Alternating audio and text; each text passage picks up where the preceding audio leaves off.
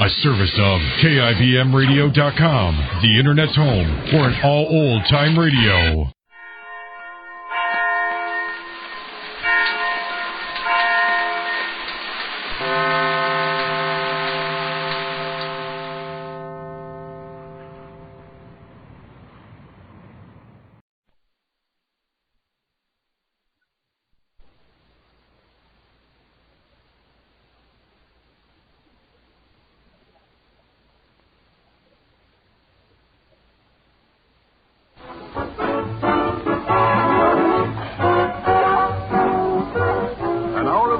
With Fred Allen, folks, 3,600 seconds of fun and music. Fun with our star comedian, Fred Allen. La-di-da with our guest star, Bert Lauer, that cowardly fugitive from The Wizard of Oz. Music with Peter Van Steeden, with All-American Swing Quartet, the Merrimack. And with the sensational singing star of The Boys from Syracuse, Win Murray. The time has come. It's the Fred Allen Show.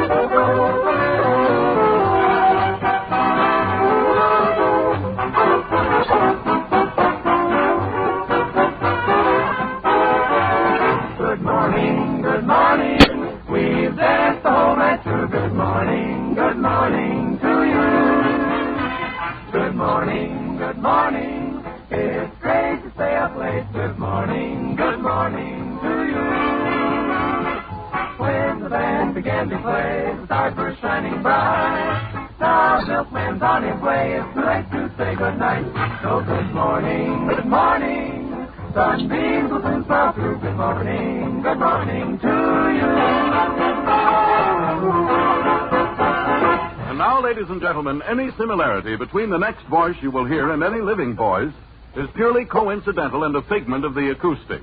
The unfortunate owner of this nasal impediment is Fred Allen in person.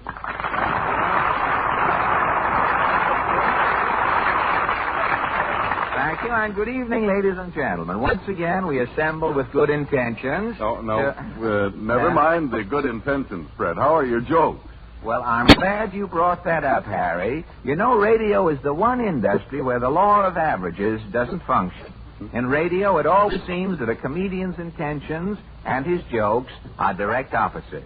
And you're here with good intentions tonight, Fred. The best, Harry.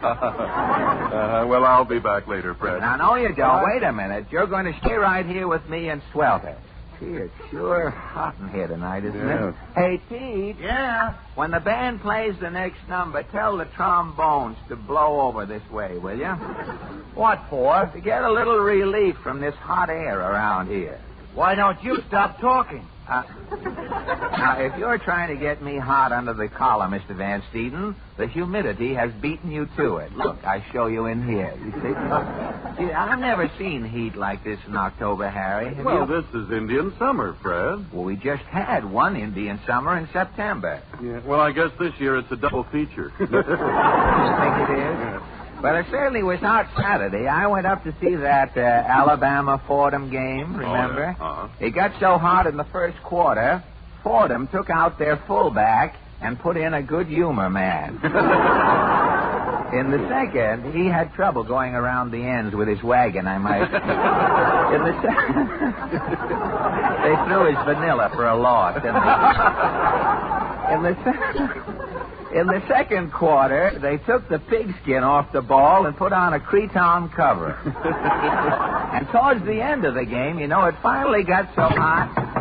Say that, that knock just came in time, Harry. That next hot joke wasn't so hot. Come in. Mr. Allen? Yeah? Are you back on the air for good? Yes. That's done it. Goodbye, all. Wait a minute. Hold him, Harry. I got him. Go ahead. You came in here last Wednesday night. You pulled that same line, and then you shot yourself. I know, but last week I missed. Well, he didn't miss himself tonight. You know, we ought to do this show in a morgue, Harry.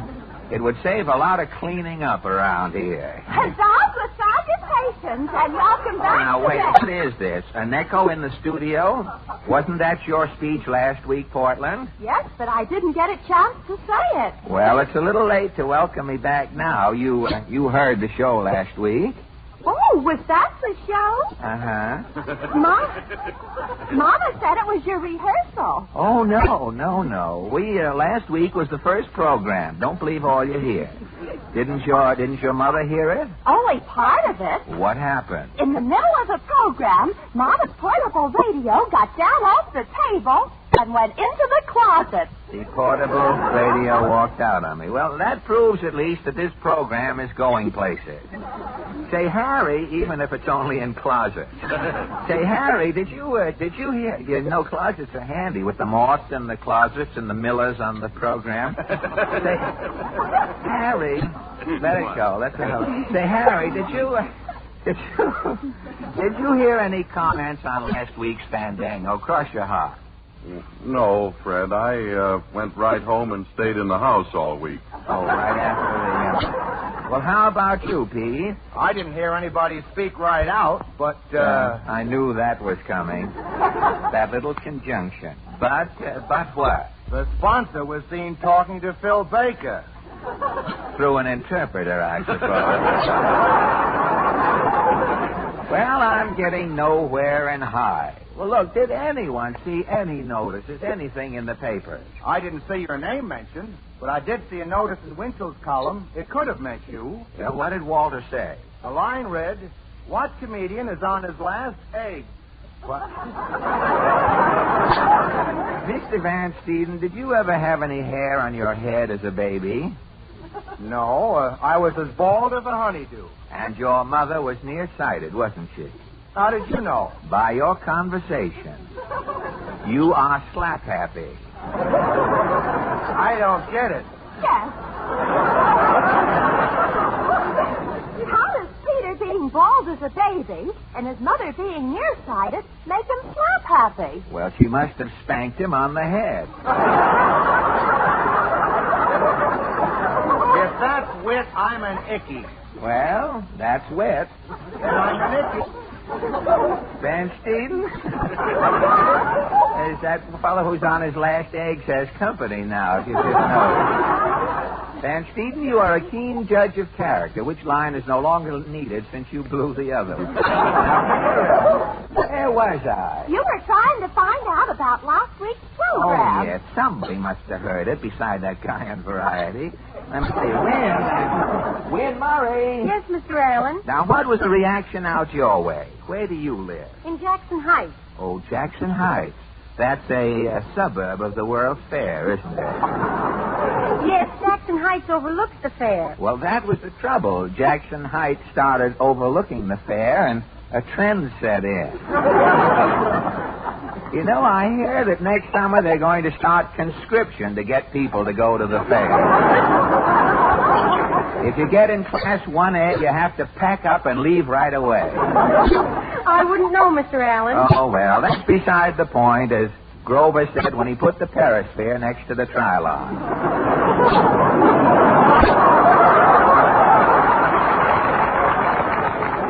What I really want to know, Win, is this. Did you hear anyone around Jackson Heights speaking about last week's program? Only my family. And what did your family allow? They said there wasn't enough of me on the program. There wasn't enough? Is there any more of you, Win, put on the program? No, this is all of me, thank heaven. Gosh, I'd hate to have you on my mind, Win. You'd sure have a load. Yes, I would. Oh, don't pay any attention to Mr. Allen, Win. Nobody else around here does win. Oh, I can take it. Oh, I'm only kidding, Winnie. I'm just trying to find out how I can improve the program. Well, I can recite. I can tear off read a some commercial jive. for you. Now, wait a minute, everybody. This may be trouble. Come in. You want an opinion? You heard the program? Yes. And? It's too slow. You mean? Speed it up. I should. That's it. Bang, bang, bang. Goodbye. He must be in a fast business. I make minute rub. So long. Minute Rub. Gee, that was the sponsor. You heard what he said, Alan. Want speed. Okay, the sponsor wants speed. That's what he's going to get. Now, on your toes, everybody. We'll start the program over. Take it away, Pete. Ipana Sal presents. And here he is. Thank you, and here she is. Hello? well, you can't get it any faster than that. And now, ladies and gentlemen, Miss Wynn Murray sings for you from Yokel Boy that popular song, Come Love.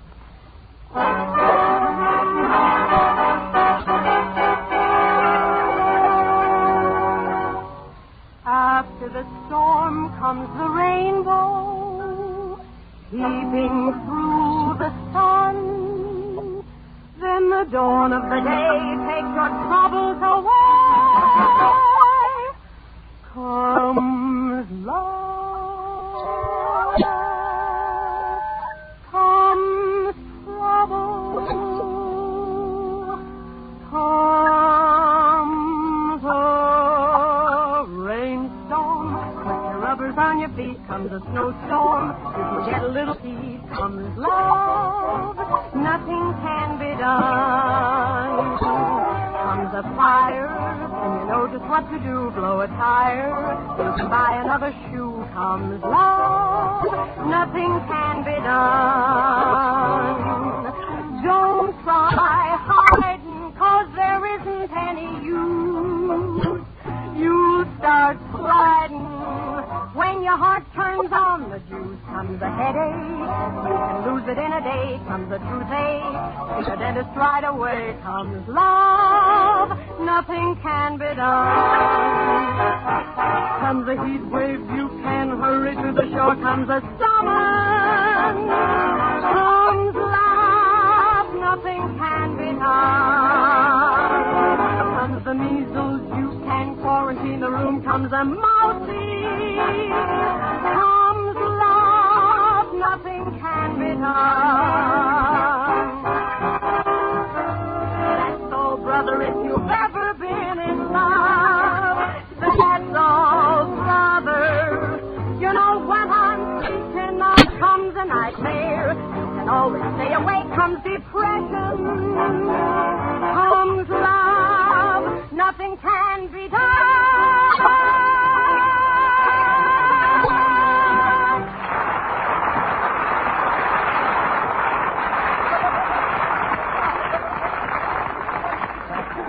Thank you, ladies and gentlemen. Thank you, and... oh, alack-a-day. Well, what's wrong, Fred? Well, I'm worried about myself these days, Harry. Oh, spots in front of your eyes? Oh, worse than that. Unfinished sentences ringing in my ear. Say, that sounds pretty grim, but I don't quite get the idea. Well, Saturday I was riding on a bus. A woman in back of me said, so I stepped to the edge of the roof, closed my eyes, counted 10, and... And what, Fred? And the woman got off the bus. Oh. I lay awake all night, Harry, wondering what happened next. Yeah, I see. Last night, coming out of the theater, I heard Ann say, look at that girl in red. Is she beautiful? My mistake. And, Harry, I can't figure that one out either. Well, no, wait, Fred. Let's see. Maybe the girl really was beautiful, and then she smiled, an unattractive smile that spoiled that whole first impression of loveliness. For you know, ladies and gentlemen, that a smile can make or mar your attractiveness. But it's even more important to know that the daily use of Ipana toothpaste can help you have a winning smile. You see, Ipana is especially designed not only to clean and brighten your teeth, but when used with massage, to help give your gums the stimulation they need for firmness and health. That's why so many dentists advise this easy, modern routine. Every time you brush your teeth with Ipana toothpaste, put a little extra Ipana on your brush or fingertip and massage it on your gums. Notice the remarkable difference the very first time you use Ipana this way. Notice the pleasant, tingling sensation as circulation speeds up and lazy gums start to waken. So make up your mind right now to stop at your drugstore tomorrow for an economical tube of Ipana toothpaste and help yourself to healthier gums and brighter teeth. The perfect combination for a winning smile. The Ipana smile.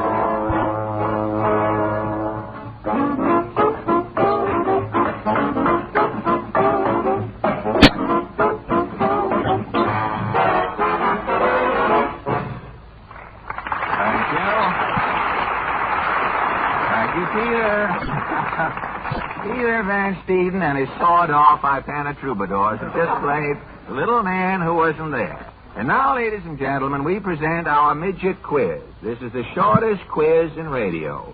Portland has selected 3 people from our studio audience to act as sort of an impromptu committee. Each person will be asked only one question. Each question pays $10. This quiz is entirely unrehearsed, ladies and gentlemen, and I can assure you that nothing has been prepared. If the contestants win any money when the time comes to settle, I shall prove that I am entirely unprepared. And now, is your committee ready, Cortland? Yes, it is. And our first contestant is... Mr. Vincent Moore. Mr. Moore, how do you do? Fine, thanks, Mr. Allen. Do you live in New York, do you, Mr. Moore? I do, Mr. Allen. You live here in New York? Yes. And what is your occupation, may I ask? Bartender. You're a bartender, are you? Bartender, yes. You're a contact man for backers, huh? You haven't brought any samples with you tonight, have you? I wish you'd come around a little before the program. We could have used a bartender. I was looking for somebody to put a head on Van Steeden.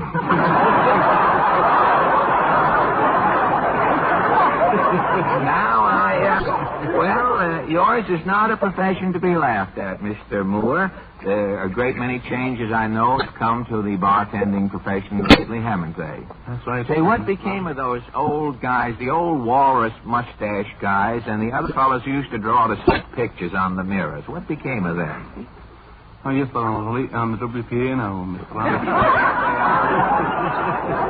But, they'll come back strong. Of course, you can't tell a tavern today. Most of them look like tea shops. And the old-fashioned bloated bartender, he's gone. The boys all look like clerks now. They tell me there's a tavern over on Park Avenue where it looks like a tea shop. They even have a fortune teller in there. A lady goes around and reads the olives in your martini. Thank you very much, Mr. Moore. And do you want to add a short resume to what's been going on here? No, I think I had enough, Mr. Allen. No, I was just trying to give the folks an idea of our committee before we get started. Now, next, Portland.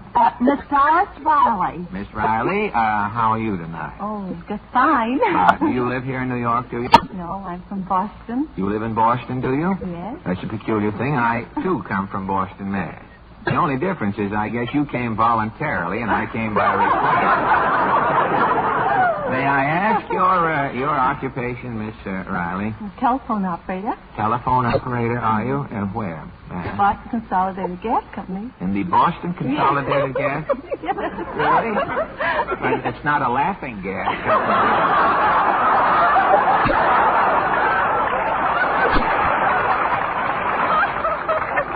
It just shows you what a small world this is, Miss Riley. My brother Bob works up there for the Boston Consolidated Gas Company.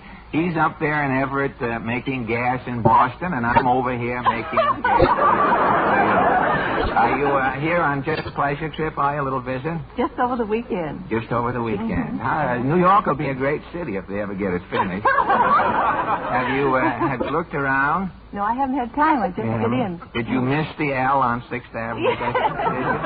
They took it down, and then when they saw what 6th Avenue looked like, they were going to put it back up.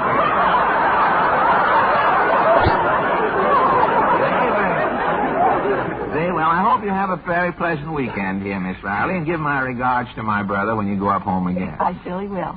Thank you. And next, Portland. Mr. Clyde Dorr. Mr. Dorr, how are you? You live in New York, do you? I do. You live in New York. We're lucky tonight. We're getting all people from near home here.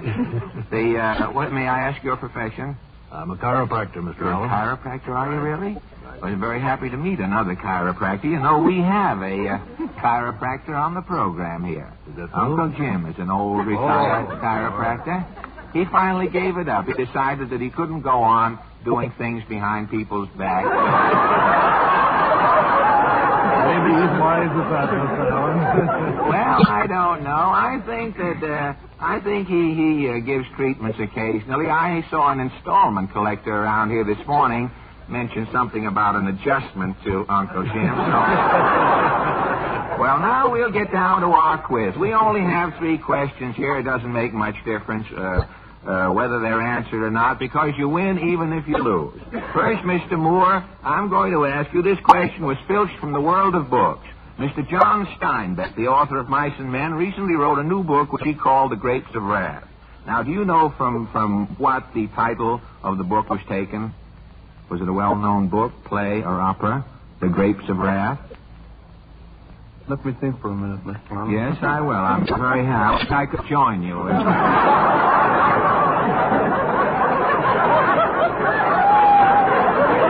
I was equipped, I certainly would.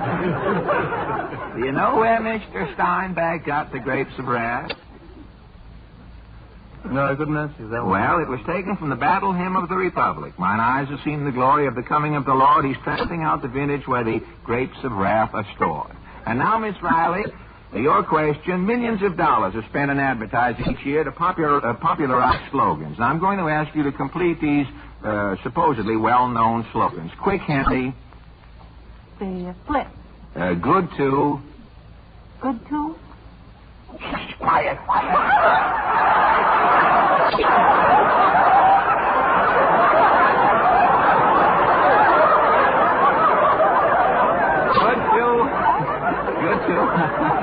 Good to the last. Oh, good last drop. Very good. Call for that man who's never answered. The little man who wasn't there. Call for Phil. Oh, Philip Morris. Philip Morris, right? I'd walk a mile for what? Walk a mile for a... Now, isn't it awful? Well, it is if you own one. But you walk a mile for... Hold down. I remember on our own... Miss Riley? A camel. He told you I'll have to take a little off of the camel. They and they what? They and they what? They, that slogan, the cigarette slogan, they what? They and they what?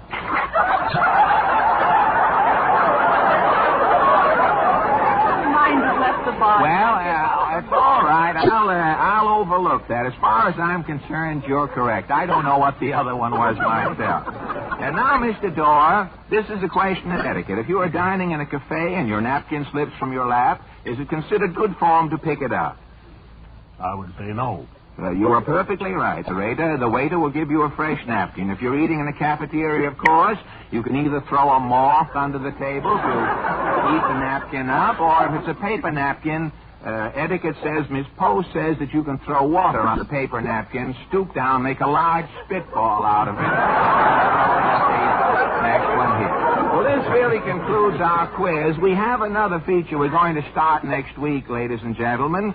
It's called the Question of the Week. You know, on all these programs, the Round Table out in Chicago and the Forum and the Town Hall, all have experts talking on the vital topics of the day. Now, next week we're going to start a little series here, letting the little man discuss with me, if he can get a word in edgewise, the topics of the day. Now, I want to thank you all for being so kind to us and helping us out tonight, and I'm going to present you each with a gift box containing all of the Bristol-Myers products, including Ipana and Salapatica. The meeting is now adjourned, and thank you very, very much.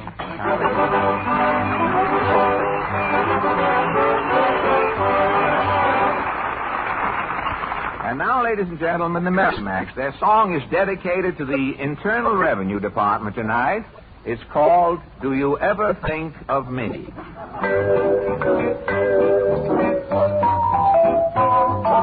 When you have another son's about you, do you ever think of me?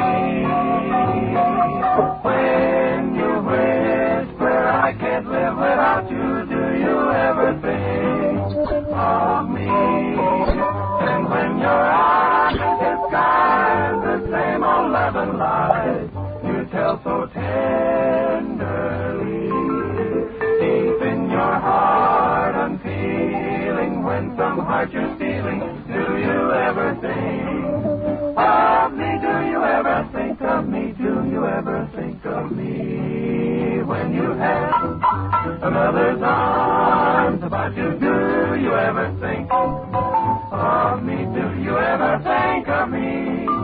When you never stop to think of me. And when your eyes disguise the same old love and light, you tell to all your new loves, oh, so tenderly, tenderly, deep in your heart I'm feeling when somebody else's heart you're stealing. Tell me, do you ever think of me?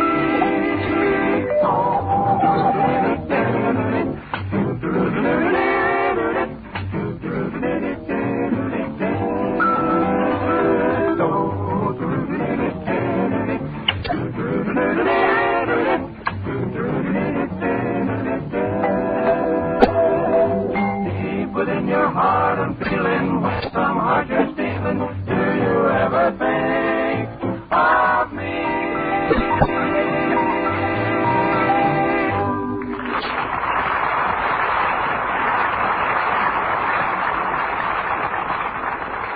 Thank you, ladies and gentlemen. According to my timely little reminder notebook, I see there are only 74 more days before Christmas.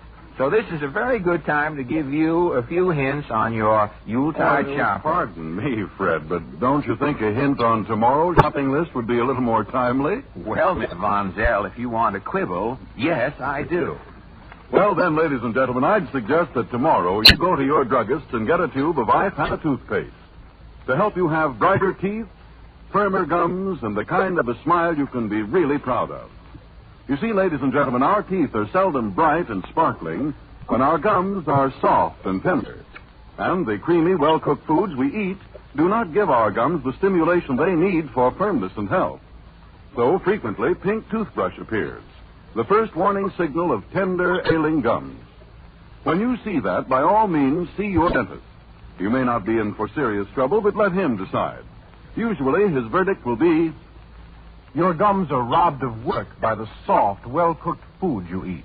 They need more exercise to keep them firm and healthy. and very often he will add, Your gums will respond to the healthful stimulation of iPana toothpaste and massage.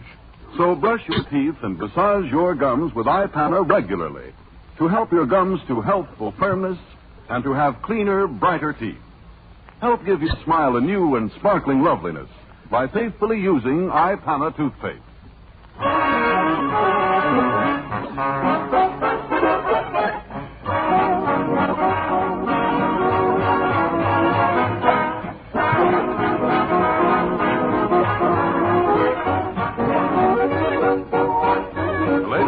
The Fred Allen Show will continue immediately after a short pause for your station identification.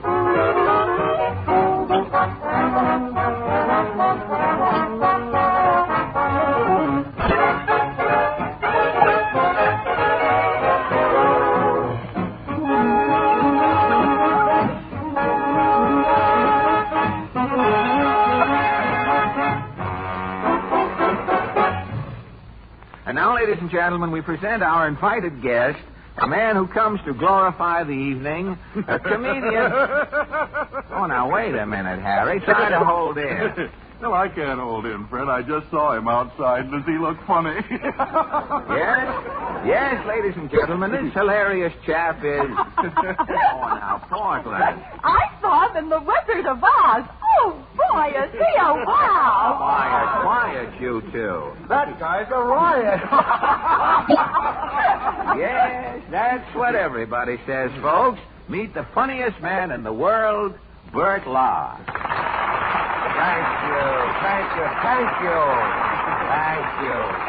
you. You're a scream, Mr. Lars. Well, thanks a lot, everybody, for this boisterous welcome.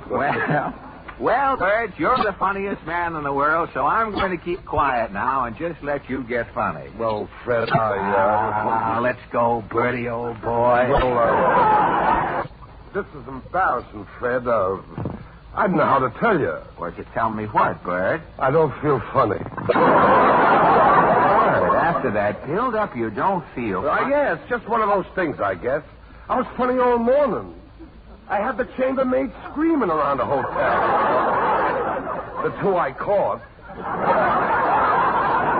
Well, if you were funny around the... I was funny all afternoon. You were? Over in Lindy's, a fly flew in my soup. Yeah? I called the waiter over and said... Take this soup spoon and bring me a fly swatter. Did they laugh? Laugh? 20 diners dropped their racing forms. That's what I can't understand, Fred. All day long, you might say, I've been a pixie on the wing, a gay blade, a spontaneous pantaloon. But right now, I don't feel funny. I heard you on Bing Crosby's program, Mr. Lahr, and you were witty. That was brilliant, Portland. Remember that gag I told about the two patients meeting in Mayo's clinic?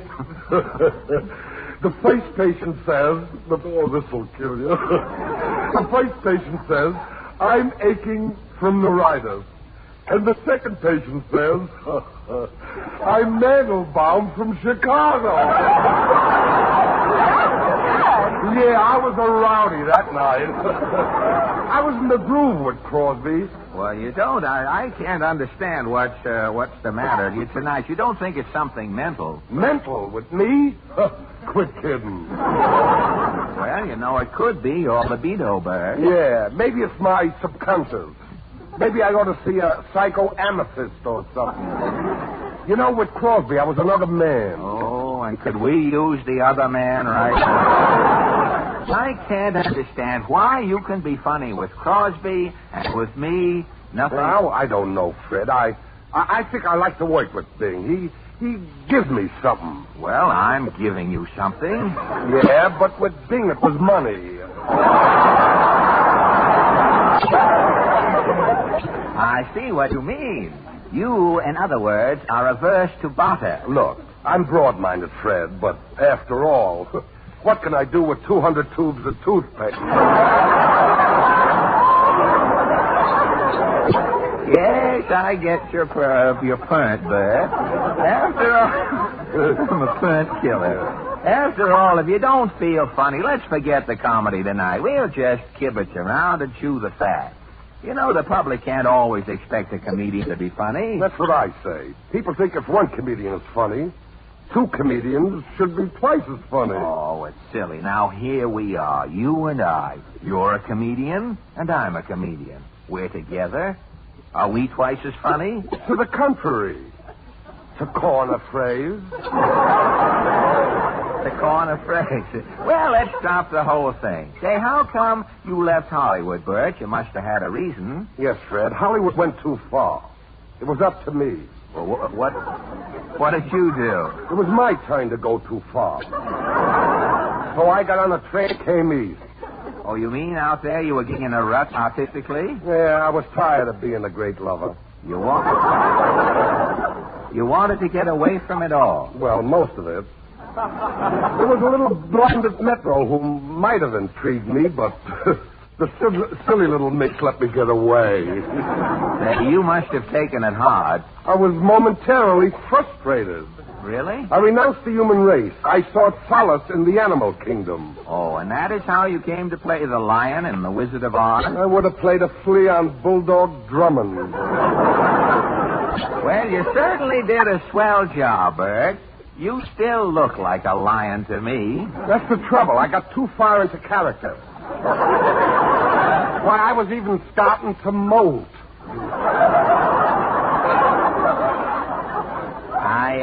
I can tell by the top of your head there. Well, are you continuing your animal characterization? Not me. I'm sick of making a living on all fours. I want to play Ibsen, Chekhov, Odette. You know, one of those parts where I keep sipping cyanide of potassium all through the second act. But do you really think you can play one of those serious roles? Why not?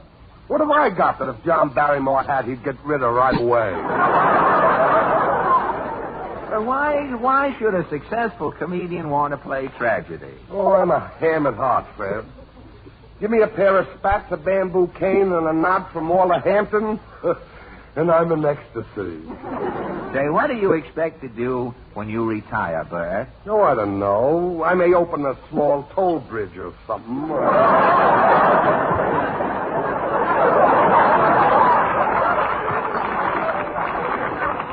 Well, now that we know your ambitions, what are you going to do here in the East besides fend off senility? I'm going into a new musical show, a sequel to Amphitryon 39. What's it called? Butterfield 4230. Does the show look like a hit? Oh, yes. It's a little gem.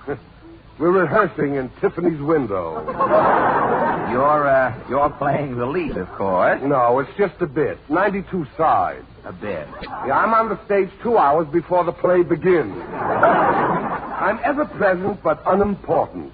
Well, what sort of a show is it, Bert? Well, the best way I can describe it is, it's a 17th century Hellzapoppin'. It is. I thought Hellzapoppin' went farther back than that. Some of those shows. Well, what character do you assume? Well, in the first act, I'm a subdued knave. A subdued knave. In the second act, I'm a tippet mender. Oh, you mend tippets, do you? Yes. And in the last act, I play Gaspard Levine, the muscle man, in a bistro. You run the artistic gamut, as it were. Yes. I range from the tentatively foul to the delightfully obnoxious. In other words, you ignore the audience's heartstrings to get right to their nostrils. To put it bluntly, yes. My big scene is in the second act. As the tippet mender, I am discovered in Madame Pompadour's hope chest. Uh-huh. The king is bibbing in the anteroom. A Florentine enters. I suspect poltroonery. I chide Pompadour. When she is well chidden, I degrade her. She is choose me. I gesundheit her. The Florentine offers to roll the dice for Pompadour's favors. The dice are cast. I'm undone. Curtain. Just in time. It sounds like a great play, Bert. Yes. They just grabbed the author for observation. Are you singing in this show, Bert? Well, nothing to speak of. I cajole Madame Pompadour with a chanson. You do? Well, say, how about a little chanson now, before you go? I hoped you would ask me to sing tonight, Fred. I really did. Yes. Oh. Why? I want to get even with a guy in St. Paul. And what form is your revenge taking, Bert? Well, I'll catch up with an old request. Roses of Picardy. Roses of Picardy.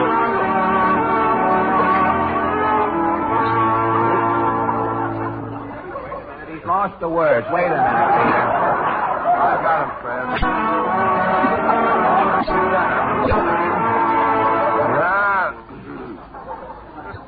Roses shining in a Picardy, in the hush of a silver dew. Roses are blowing in the Picardy, but there's never a rose like you, and the roses will die with the summertime, and our rose may be far farther apart, but there's a one rose that dies not in a Picardy. Rose that I keep in my heart.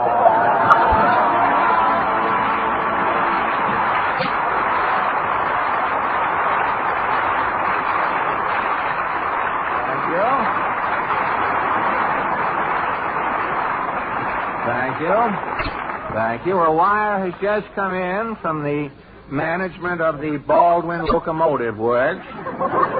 Bert Lahr opens with Unit 701 next Thursday morning. Thank you, Bert. And now, Wynn, say, did you hear Bert's song, did you? Yes, I was out in the hall. Oh, you joined the audience, eh? You know, Bert is really the Orson Welles of song. But now, going from the raucous ridiculous to the vocal sublime, Wynn, I'm going to ask you to sing an antidote to sort of offset little Bertie's cadenza here. Now, what would you suggest? Would you like to hear Johnny One Note? Well, I certainly would.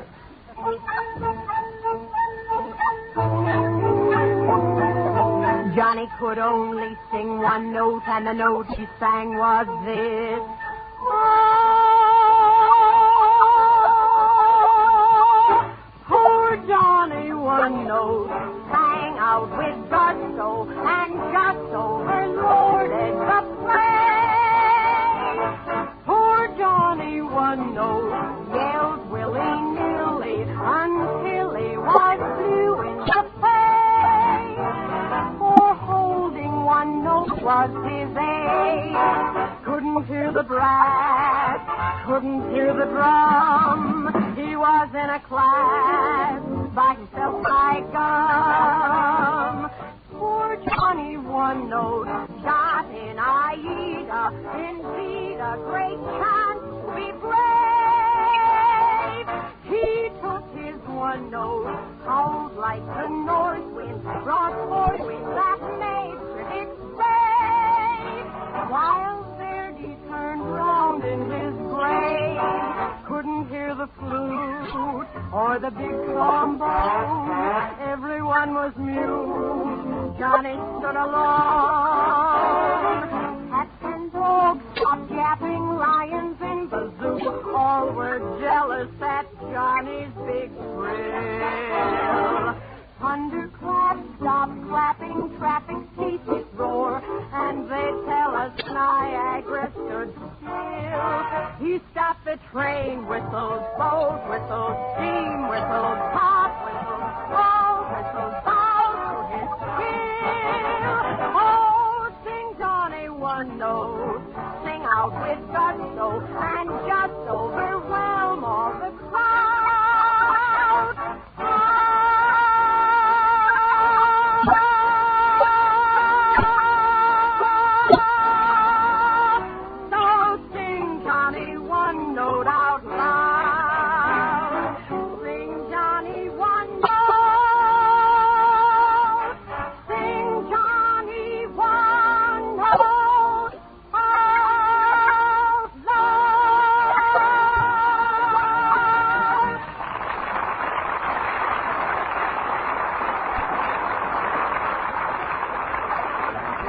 Ladies and gentlemen, I would like to introduce a discovery of mine, a gentleman whose imitation of birds and animals is positively astounding.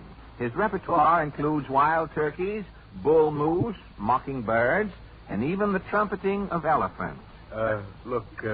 Excuse me, Mr. Allen. Just seals tonight. Just seals? I'm sorry. Just seals.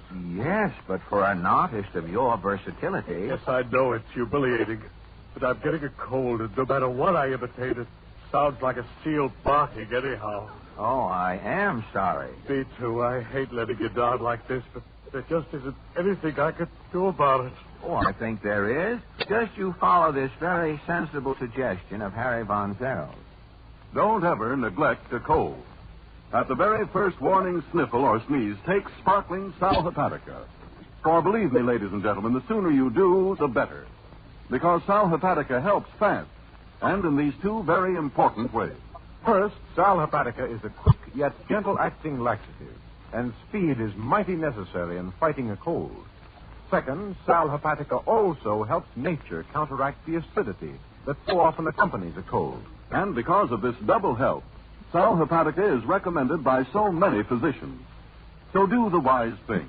Get an economical bottle of Sal Hepatica at any drugstore as soon as you can. Then, whenever anyone in your family feels a cold coming on, show them this intelligent, modern way to help fight that cold. With Sal Hepatica.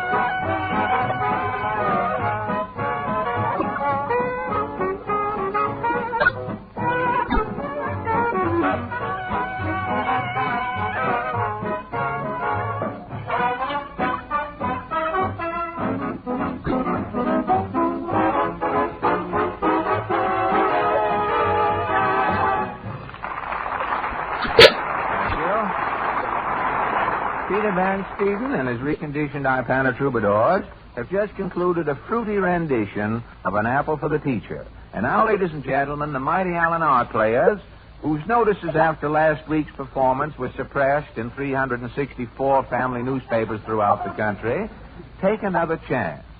Tonight they offer a satire on big business. It's called Dr. Scollop's Quandary. Or, it was the Institute of Private Opinion's last check, and it bounced. Atmosphere, Peter.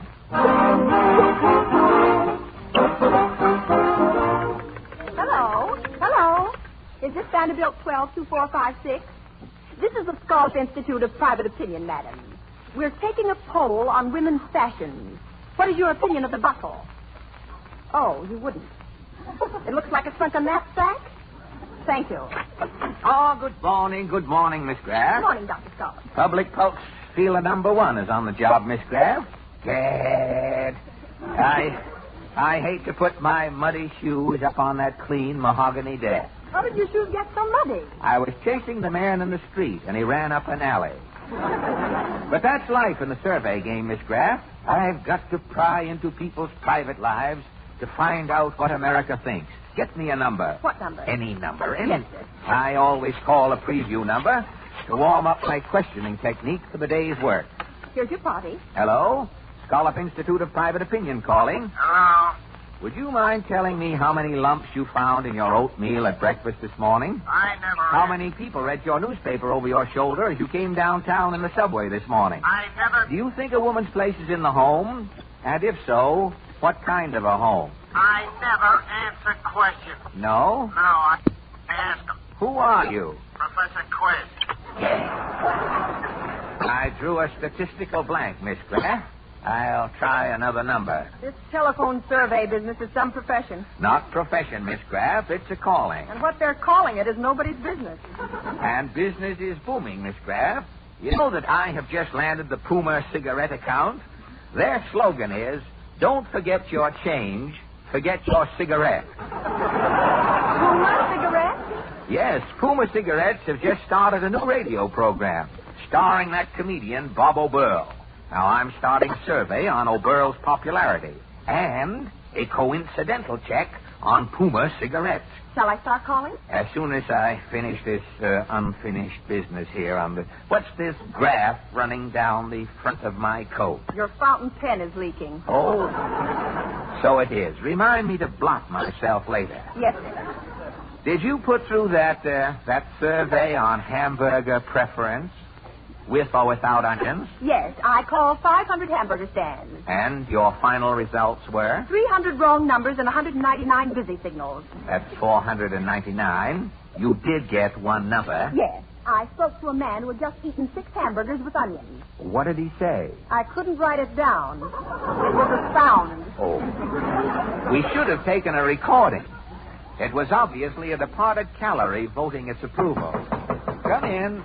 Hello, Soap. Yes, sir. Who am I? You want a survey taken to decide? No, quit kidding. But I'm Bob O'Burl, a radio comedian. Yes, sir. You've just started on the Puma cigarette program. That's me, yes, sir.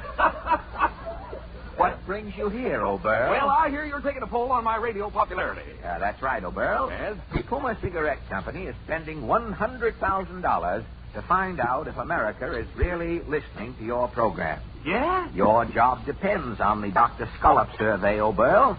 Yeah? The Scollop Institute of Private Opinion is at work this very moment. Yeah? Yeah. How am I doing, Doc? I'll check up for you. Clunk, Vice President in charge of radio, darn it, speaking. What are the figures on Bob O'Burl as of this very minute, Clunk? Telephone cost $2,000, Chief. Tentative results? 1,998. Always listen to him. And the other two? One party was deaf, the other was a sponsor. Check, Clunk. Check, Chief. Well, how am I doing, Doc? Phenomenally, O'Burl. Yeah? You are compiling the best record my institute has ever polled. Thanks, Doc. Well, I'm off to see a guy who's got the measles. I'll be back in a flash with a rat. If America likes that guy, it's time the Indians took over again. The scallop check is foolproof, Miss Graff. The nation is Burl-minded. Hit me any number at random. Yes, sir. I'll prove the public likes Bob O'Burl. Here you are. Hello? Shirley Greenspan's residence, Mademoiselle Greenspan responding. So much no. This is the Scallop Institute of Private Opinion, madam. You like Bob O'Burl? Oh, Burroughs, you are guessing the wrong number, Mother. Who is this? I'm not telling you who is this, and you are telling me who is that. This is the Scallop Institute. So nothing is wrong with my scallop. I got the full head here, thank you. No, madam. What do you think of Bob O'Burl? Again, Mr. Boyle, cutting out the double talk body. But, madam... Get me off the line, Asher, or I am complaining to Fiorella. Now, listen, I am... My husband is coming. Calling me back in 5 minutes, darling.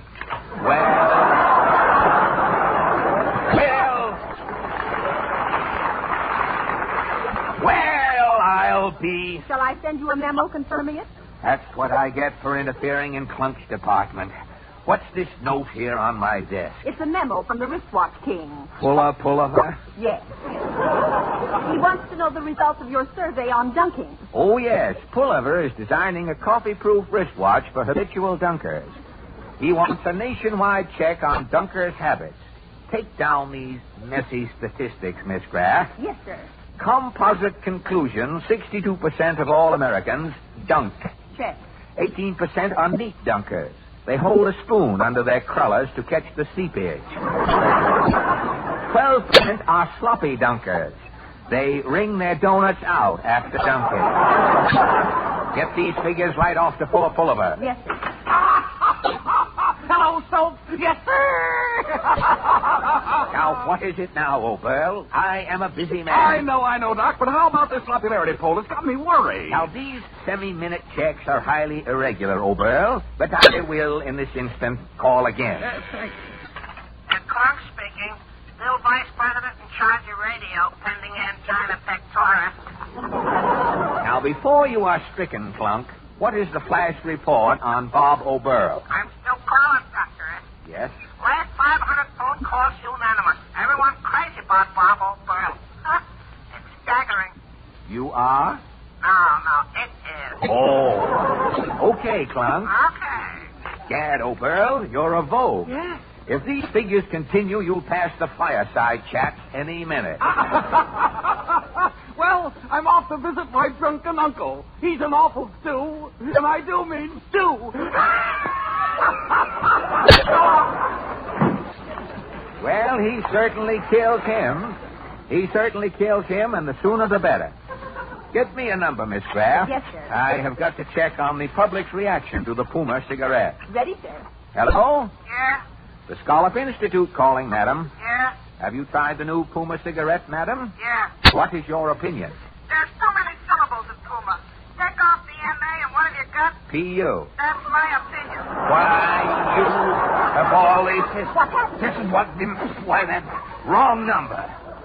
I'll find someone who likes Puma cigarettes if I have to start smoking them myself. Who is this? Where is Dr. Scallop? Faulkner Q. Pingree. The president of Puma Cigarettes. Yes, Faulkner Q. Pingree. We were just talking. I'm going to do the talking now, Scallop.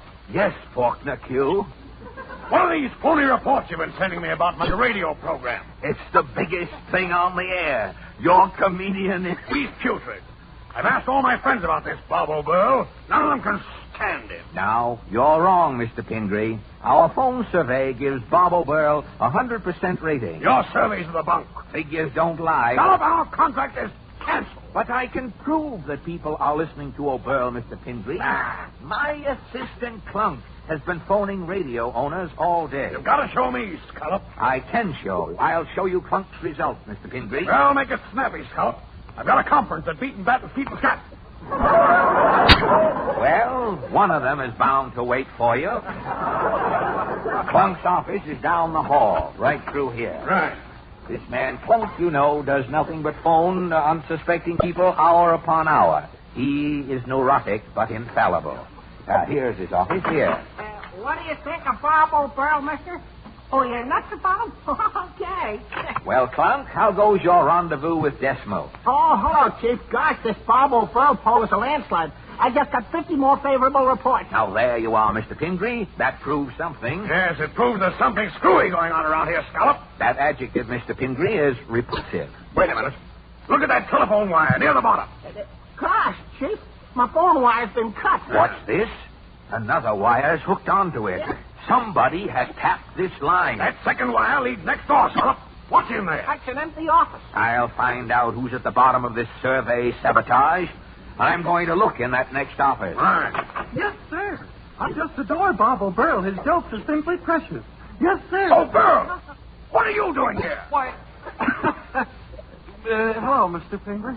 What is this wiretapping skullduggery, O'Burl? I'll tell you what it is, Scallop. No. O'Burl knew that nobody listened to his program. No. He tapped your Scallop survey wires. He sat in here all day, disguising his voice, pretending to be the great American public. Well, Is this true, O'Burl? Well, yeah, Dr. Scallop. You caught me with my rating down. That is the last straw, Scallop. I'm through with you. I'm through with polls. I'm through with radio comedians. Fine. Well, this proves something the sponsor should have guessed long ago. What's that? Many a radio comedian who's on top of a pole should really be hung at half-mast.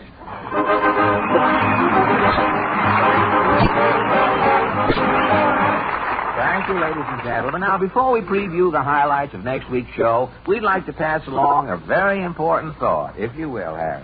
But don't ever forget, ladies and gentlemen, you can never look your best unless you feel your best. That's why we hope you'll always remember the advice of so many physicians. Whenever you feel sluggish and under the weather, or whenever you have a headache resulting from a stomach that's upset because of overindulgence in eating or drinking, sparkling Sal Hepatica helps give you a faster comeback. You see, if you take something with a laxative action only, you do nothing to counteract excess gastric acidity. But Sal Hepatica does both. It not only brings you speedy yet gentle relief, it also counteracts excess gastric acidity, which chases that sickish feeling fast. So get an inexpensive bottle of Sal Hepatica at your drugstore tomorrow. Remember, the better you feel, the better you look, and the more you're admired. And you feel better faster when you take gentle, quick-acting Sal Hepatica.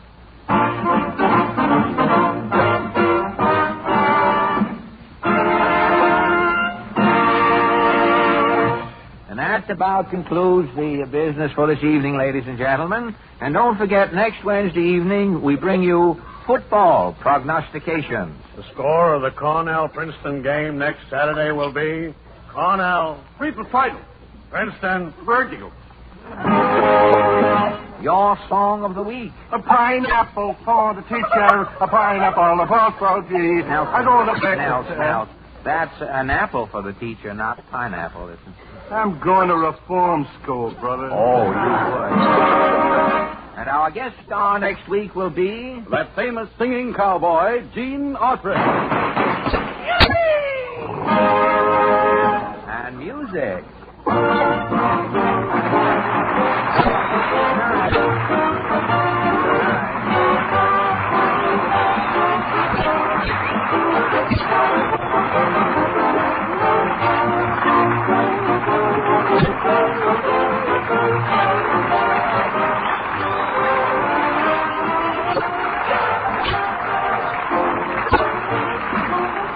The selection Good Morning is from Babes in Arms.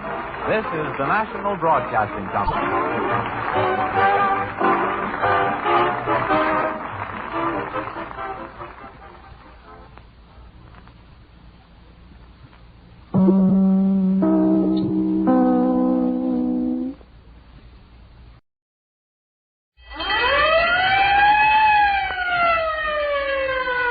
The more than 45,000 Texaco dealers from coast to coast welcome you to the Texaco Star Theater.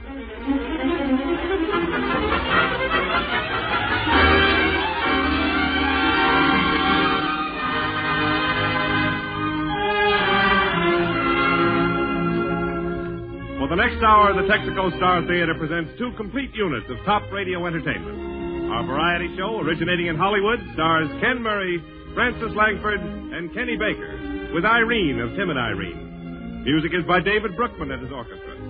The guest of honor, Edgar Rice Burroughs, author of the world-famous Tarzan of the Apes. Following the variety half hour, you will hear from New York a radio adaptation of Claire Kummer's comedy triumph, Her Master's Voice, starring Edward Everett Horton and Lucille Watson. We start our full hour of variety and drama in the Texaco Star Theater with David Brookman and his orchestra playing Good Morning.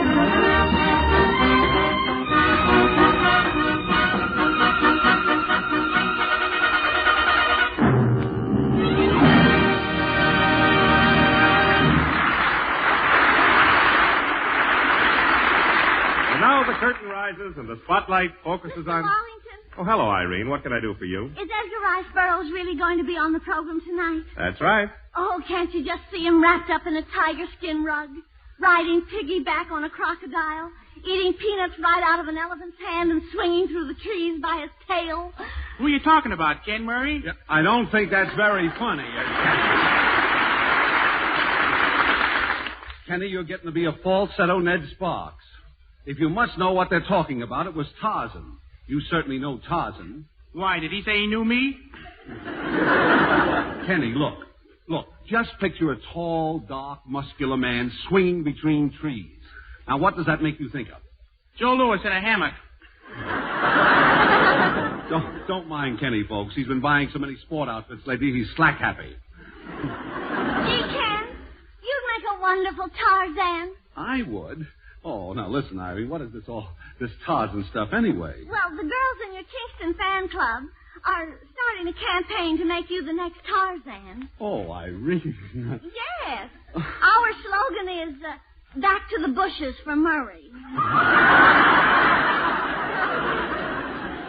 The girls all think that you'd make a wonderful Tarzan. Me, Tarzan?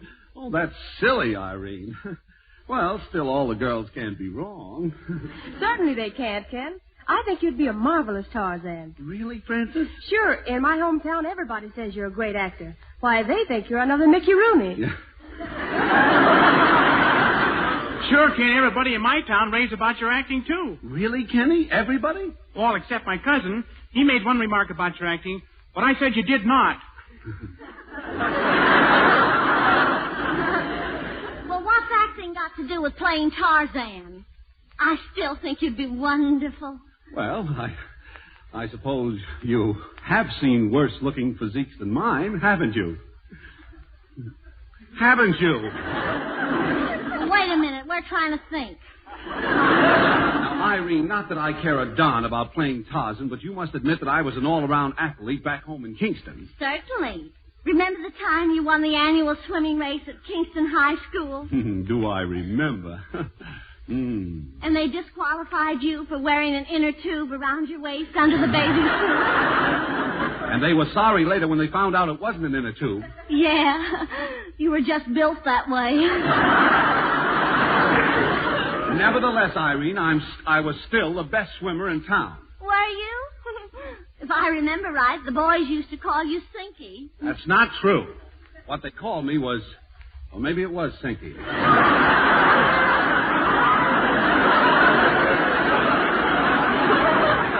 Oh, but really, Ken, the girls would be so thrilled if you could get Mr. Burroughs to let you play Tarzan. Why, kid, you're not scared to work in the jungle, are you? Oh, scared? Not me.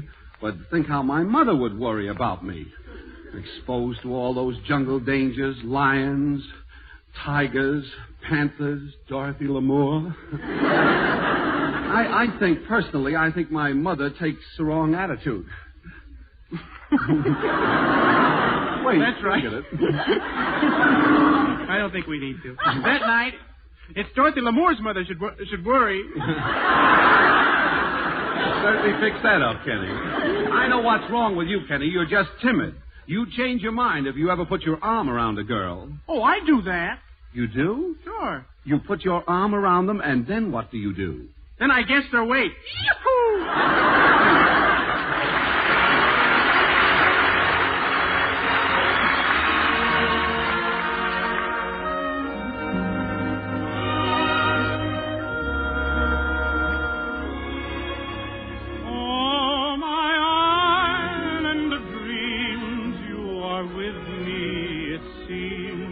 And I care not for fame or renown, like the black sheep of old, I'll come back to the fold, little town in the old county down.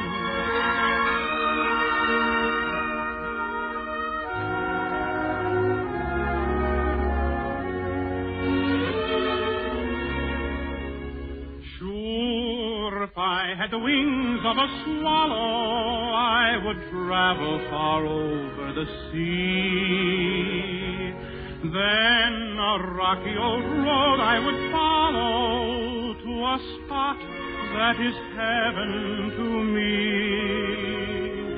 When the sun goes to rest way down in the west, then I'll build such a nest in the place I love best. Oh, that dear little town in the old county down. It will linger way down in my heart. Though it never was grand, 'tis my fairyland, just a wonderful world set apart. Oh, my island of dreams, you are with me, it seems, and I care not for fame or renown, like a black sheep of old, I'll come back to the fold, little town in the old county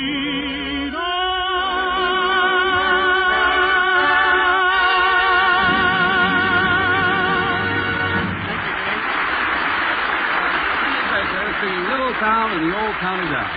And it really was swell. By the way, Kenny, have you heard the latest story about the three little bears? Pardon me, Ken, that's my line. Yours, Jimmy? Yeah. Why, I thought your line was Texaco gasoline. It is. Listen. Have you heard the latest story about the three little bears? You'll see them on the highway climbing the Texaco road sign as a friendly reminder to motorists that colder weather's on the way. So don't hibernate. Insulate. Let a Texaco dealer get your car ready for winter now. For easier, safer starting, have a Texaco dealer rid your crankcase of dirty, worn, weakened oil. A change to insulated Haviland or Texaco motor oil will renew the safe protection of your engine. For these new style oils are insulated against both heat and cold. For easier gear shifting, have him drain the heavy-grade summer lubricants from the transmission and rear end. Save wear and tear by refilling with winter-grade Texaco gear lubricants.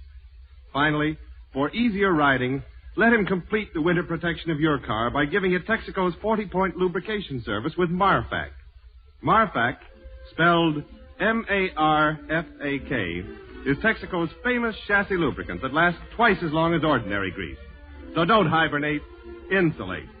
See your Texaco dealer tomorrow. And now, ladies and gentlemen, it gives me great pleasure to introduce our guest star, a man... Say, Mr. Murray, did you ask him yet? You know about Tarzan. Oh, Irene, please. No, quiet. I have an introduction to make. I know, but he's the man to ask about Tarzan. This is not the time to be pushed out on a limb.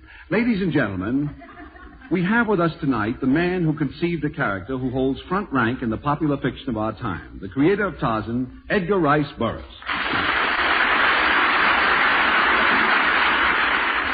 Thank you, Ken. Well, Mr. Burroughs, it isn't very often that we have the most popular writer in the world on our program. Well, Ken, I'd hardly call myself that. Oh, 25 million copies can't be wrong. But tell us, how did it all happen?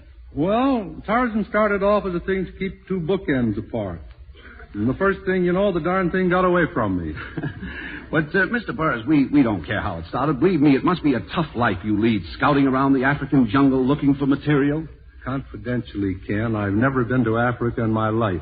Now, wait a minute. You mean you write about places you've never been to? How about those Mars books? You're not going to stand there and tell me that you have No, never... Ken, I'm ashamed of it. I feel like an old stay-at-home. Boy, it must be swell on Mars. Kenny, nobody's ever been on Mars. You mean to say that Buck Rogers stuff is fiction? Kenny, this is our guest, Edgar Rice Burroughs, the father of Tarzan. Well, congratulations, Mr. Burroughs. Are you handing out cigars? Don't pay any attention to him, Mr. Burroughs. When he was born, nature declared a brain embargo. Hey, Ken. What? Go on and ask him. Irene, shh. Well, go ahead and ask him. All right. What's the matter, Ken? Oh, nothing. It's nothing at all. I was just talking to my people here. Go away. You know, Mr. Burroughs, of all the books you've written, I believe I like the Tarzan series the best. Attaboy, Ken. Yes. You know, I've followed Tarzan in all the comic strips, and I've seen all the movies, and that last one, Tarzan Finds the Sun, that was great. Well, we thought it was pretty good, Ken. Of course, there's always room for improvement. Yes, that's the way I feel about it, too. There's one thing, of course, I wouldn't like to suggest. Oh, that's all right, Ken. Tell me. Oh, you probably think I'm silly or conceited. Not at all, Ken. Go right ahead. Well, how about this fellow Weissmuller? Are you completely satisfied with him? I thought maybe somebody else, someone with more, Well, we're pretty happy with Johnny. Good Tarzans are hard to find. Yeah. Yes, I guess they must be.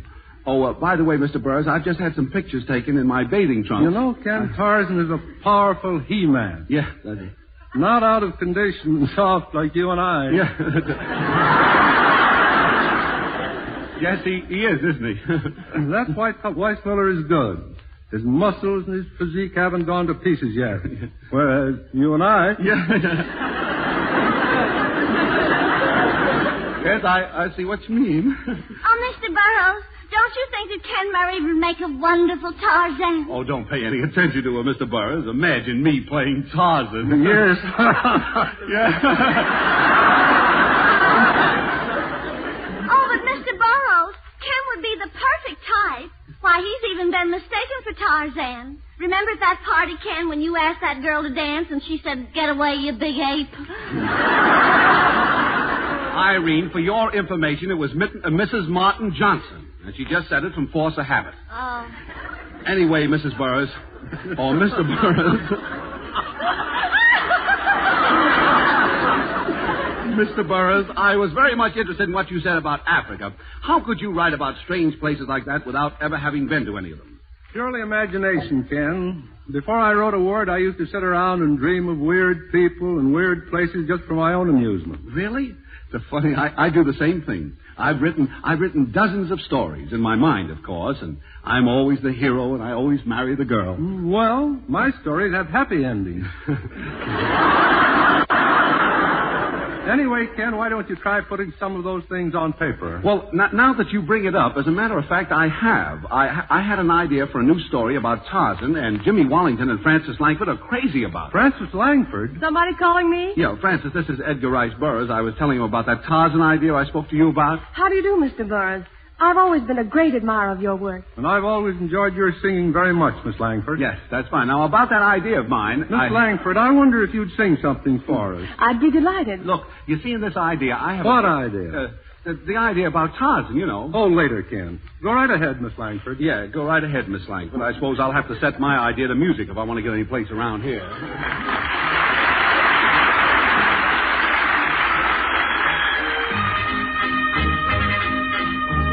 comes the man with the mandolin. He'll cheer you up till your ship comes in. The music man is coming. A happy song he's humming. He plays in one key, carries no monkey. Throw him a coin and he'll soon begin.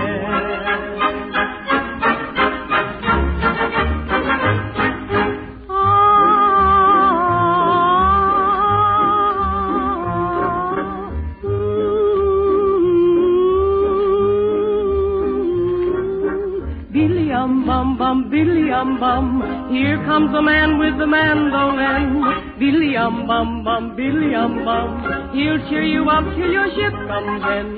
Lovable old fella, playing an old tune. He comes around every afternoon. Raggedy old minstrel, wearing a big grin. You love the man with the mandolin. All the kids holler to the window above. Mama throw a nickel and the man'll pick a little tune we love. Billy-um-bum, Billy-um-bum, open your heart, let the music in. Billy-um-bum, Billy-um-bum, there goes the man with a mandolin.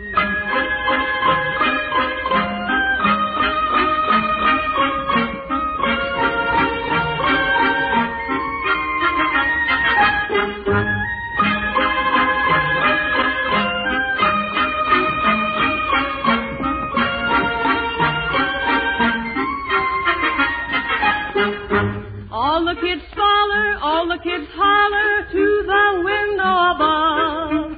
Mama throw a nickel and the man'll pick a little tune we love. Billy-um-bum, Billy-um-bum, open your heart, let the music in. Billy-um-bum, Billy-um-bum, there goes the man with the mandolin. The music man is coming, a happy song he's humming.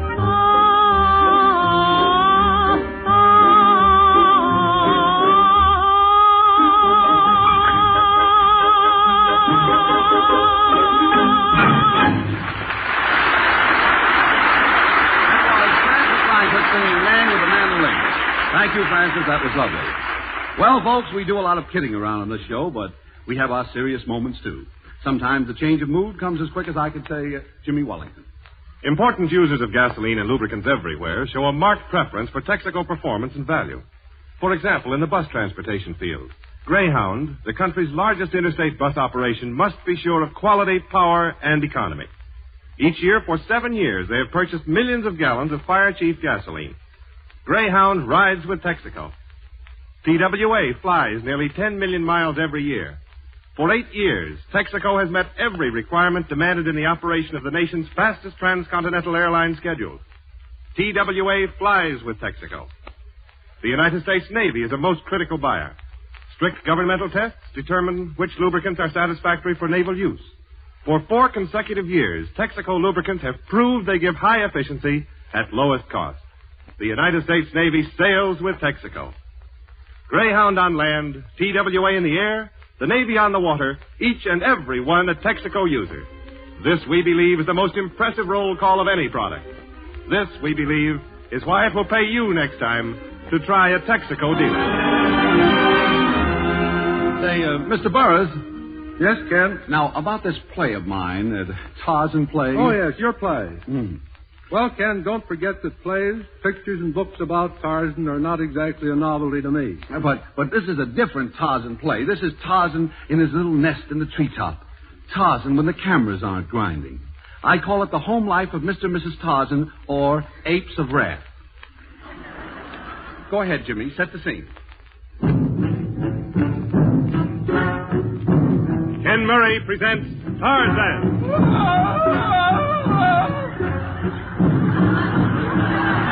Come with us again to the home of Mr. and Mrs. Tarzan in Uganda, Africa, where their only neighbors are the saucer-lipped Upangis. When last we looked in on Tarzan, Jane, Tarzan's mate, had invited all her relatives to stay with them. Well, how will Tarzan take this? As our scene opens, Tarzan the mighty, Tarzan the great warrior, the fearless Tarzan speaks. Oh, honey, do I have to wash the dishes again? Yes. And put on your your apron. Do you want to ruin your new sarong? Anyway, don't you talk to me. I'm mad at you. But, honey, I explained about last night. I was sitting up with a sick ape. Oh, monkey business, huh? Probably that bleached blonde you bangy from the next tree. Fine thing leaving me here all alone. But you weren't alone, darling. Your father and brother were here. How do you know? Well, the icebox is still here, and they haven't been 3 feet away from it in 7 years. Now, you shut up. Are you going to do those dishes, or aren't you? I can't. Your father's asleep in the sink. Well, that's your fault for not giving him enough spending money. Not enough spending money? No. I give him $10 every Monday and $10 every Friday. What does he want? $30 every Thursday. Daddy dear. Wake up, Daddy dear. Poor Daddy dear. He never can sleep in a strange sink. You can always count on Daddy for some smart conversation. Now, you never mind that. Wash those dishes and be careful you don't wash Father. Oh, Jane, I wish you wouldn't pick on me. I've had a hard day at the Aquacade. A fine husband you are. You never buy me any decent clothes. That new leopard skin you brought me home scratches. What do you mean it scratches? You forgot to take the leopard out of it. I don't know how I'd stand it if it weren't for my daddy dear and my poor brother dear. Hello, sis. What's the missing link done now? Tarzan is abusing me again. Speak to him this instant. Okay. Hey, Tars, can you loan me 5 coconuts? 5 more? What about the 10 you borrowed yesterday? We should leave my past out of this. Yesterday 10, today 5. Anyone think coconuts grow on trees? I know. I'll bet you've been down to that track at Santa Africa, betting on those antelopes again. Yeah, I guess I'm a sucker. You certainly are. Oh, well, here's your 5 coconuts. Gee, I guess you're a sucker, too. I certainly am. Tarzan, don't stand there gabbing. Get me a cup of flour. I can't. Your father's asleep in the flour barrel. And how I'd like to roll out the barrel. I'll bet that's that Mrs. Ubangi from the next tree. She's always coming over here and giving me some of her lip. Well, she's got plenty of it to spare. Come in. Hi, y'all. Hello, Francie Lou. What are them victuals I smell cooking? Does it smell good, Francie Lou?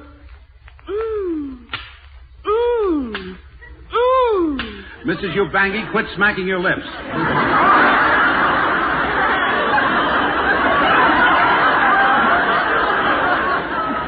If you must know, that's real southern fried flamingo. Well, shut my mouth. Shut your mouth? Boy, that's a job for the WPA. Quiet, you parasite in the manger. Won't you stay for dinner, Francie Lou? I can't on account of we got a special occasion over to our house. My husband bumped into a couple of explorers today, and we're having them for dinner. Can't y'all come over? Well, why can't you bring your explorer friends over here? Oh, I couldn't take them out of the oven now. Oh, before I forget it, I brought over a little snack from last night's dinner. Won't you try it, Mr. Tarzan? Sure, thanks. Dr. Livingston, I presume.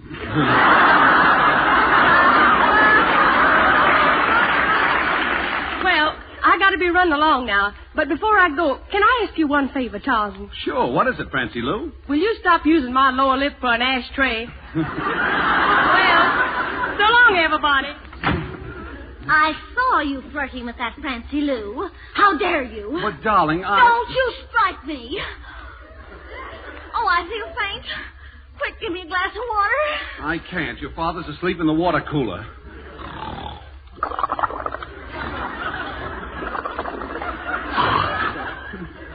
Now you've done it. You see what you've done? You've awakened Father.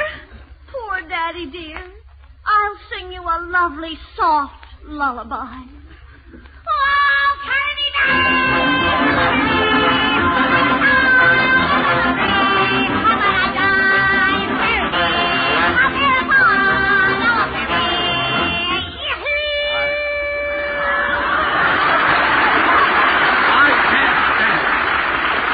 Out of here. Oh, Tarzan! Where are you going? Ah! Tarzan, look out, the lion!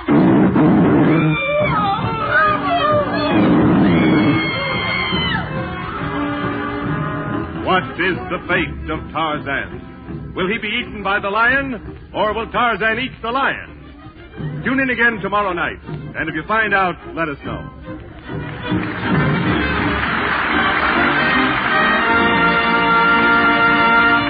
Well, Mr. Burroughs, what do you think of my interpretation? I'm at a loss for words, Ken.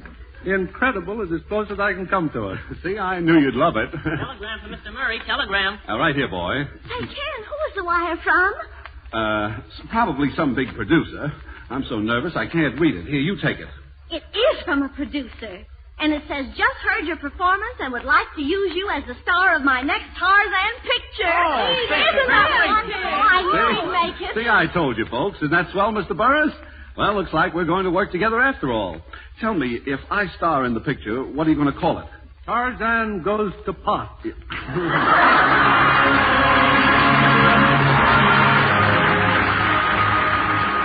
you, Mr. Burroughs, for dropping over tonight. And now, back in their true characters, Kenny Baker and Francis Langford join in a duet to bring us the vocal beauty of Blue Room. All my future plans, dear, will suit your plans. Read the little blueprint. Here's your mother's room, here's your brother's room, on the wall of true friends. Here's the kiddies' room, here's the biddies' room, here's a pantry lined with shelves, dear. Here you plan for us, something grand for us, where we two can be ourselves, dear. We'll have a blue room, a new room for two rooms, where every day's a holiday, because I'm married to you.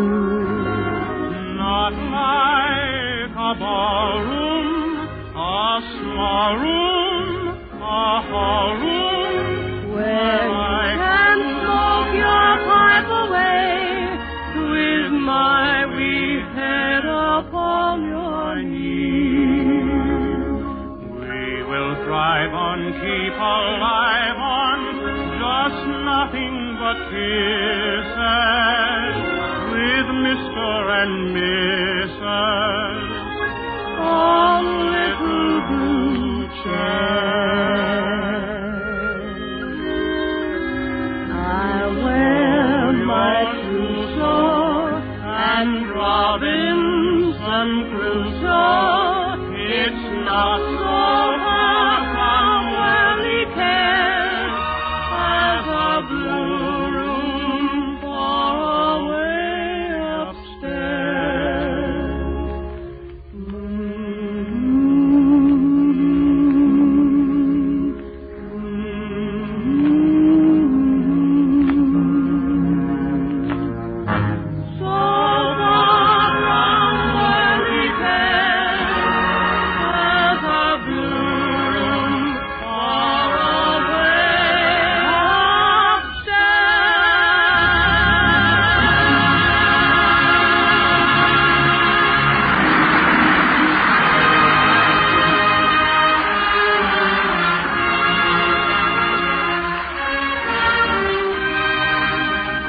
Well, this is Ken Murray directing your attention to our dramatic half hour from New York under the expert guidance of Burns Mantle.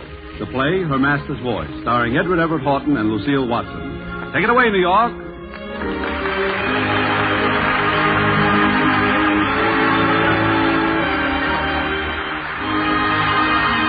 This is the Columbia Broadcasting System.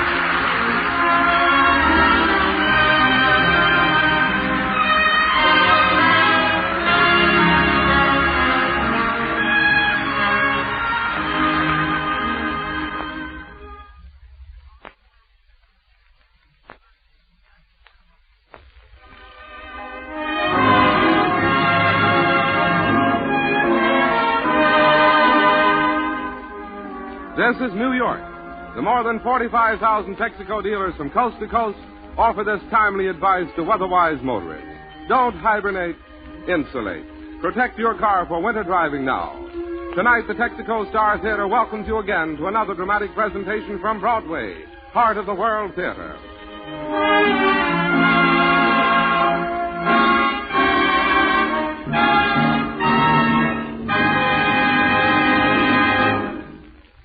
As is our custom, Texaco dealers will not interrupt tonight's performance by any commercial message. Here is Burns Mantle, distinguished Broadway drama critic, who will tell you about the play and its stars. Mr. Mantle. Good evening. As Ken Murray told you, the play tonight is Her Master's Voice. The co-stars are Everett Horton, Lucille Watson, and Elizabeth Patterson. The stage scene tonight is interesting. Sitting over here is Mr. Horton, a little nervously contemplating the microphone and waiting for me to give it up. Mr. Horton was born in Brooklyn, which makes Brooklyn proud, and his early stage years were partly devoted to light opera. He is, as you know, returning to the stage after many successful years in pictures. Last summer, he starred in Springtime for Henry, and will continue with that play on tour. Over there is Lucille Watson, who also is just back from Hollywood, where she made the usual Watson hit in The Picture of the Women. We in New York have come to believe that any play with a Lucille Watson in it is pretty sure to be a good play. Her more recent successes have been scored in No More Ladies, Pride and Prejudice, and Yes, My Darling Daughter. Near me is Elizabeth Patterson, who came flying back from Hollywood to play tonight her original role of the mother-in-law in Her Master's Voice. She, too, is one of our Broadway favorites, and her recent success in the picture Sing, You Sinners has greatly pleased us. Miss Patterson was born in Tennessee, but she got her stage training in, of all places, Paris, France. She was one of the original Washington Square Players in New York, and that organization later became the Theater Guild. Claire Kummer's comedy, Her Master's Voice, was a happy first-night experience, and Broadway still remembers it. But tonight's play is about to begin. Her Master's Voice with Everett Horton as Ned Farrar, Lucille Watson as Aunt Min, and Elizabeth Patterson playing her original role of Mrs. Martin.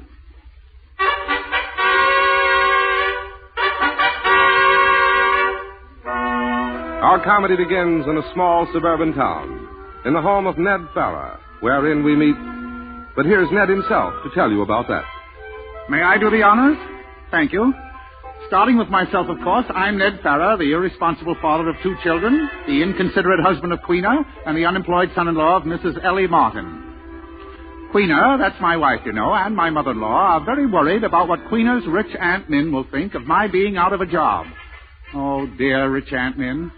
I've never had the pleasure of meeting her.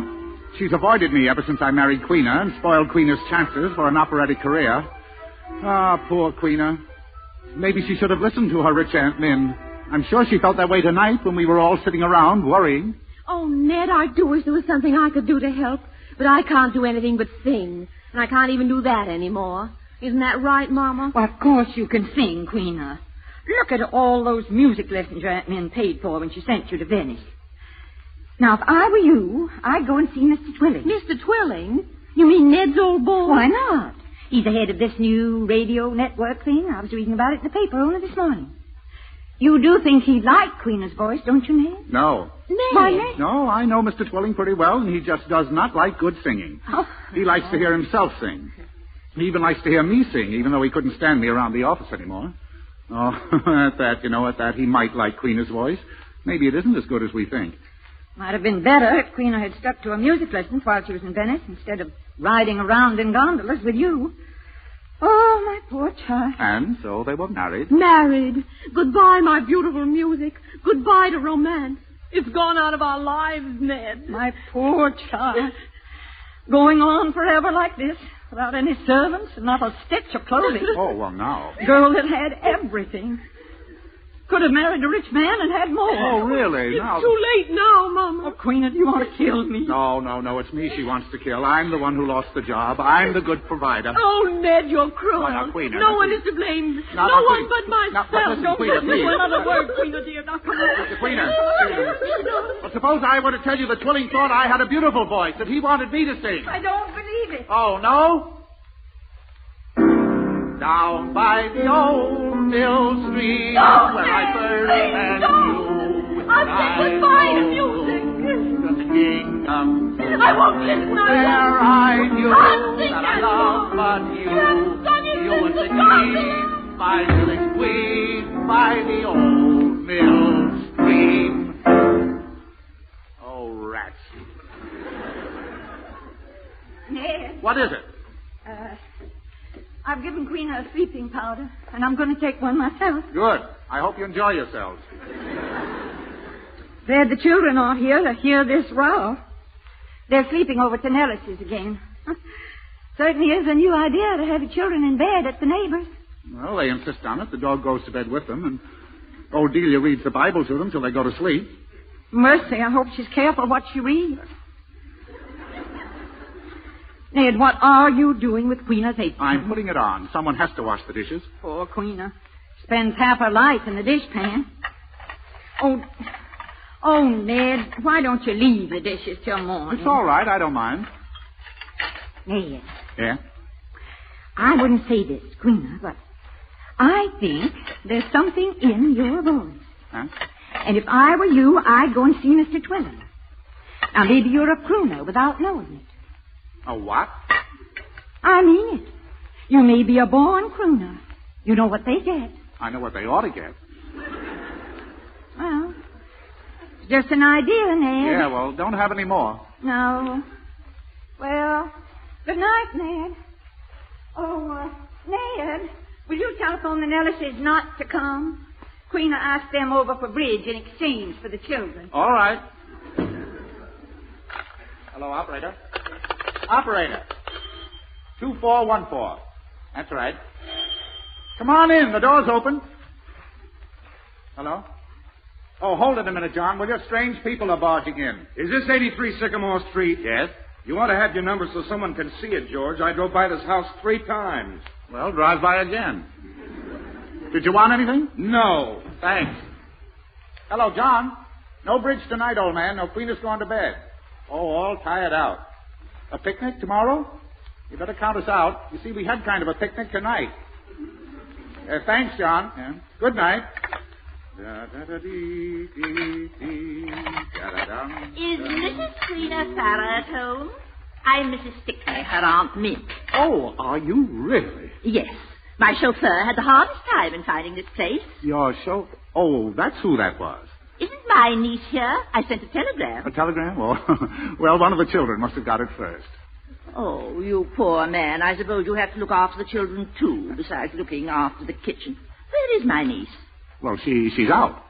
And where is Mrs. Martin? Is she out, too? Well, yes, in a way she is. She's taken a sleeping powder and gone to bed. And Mr. Farah, is he out with Mrs. Farah? Oh, well, no, he's not. But he won't be home until late. Well. There's your bags, Mum.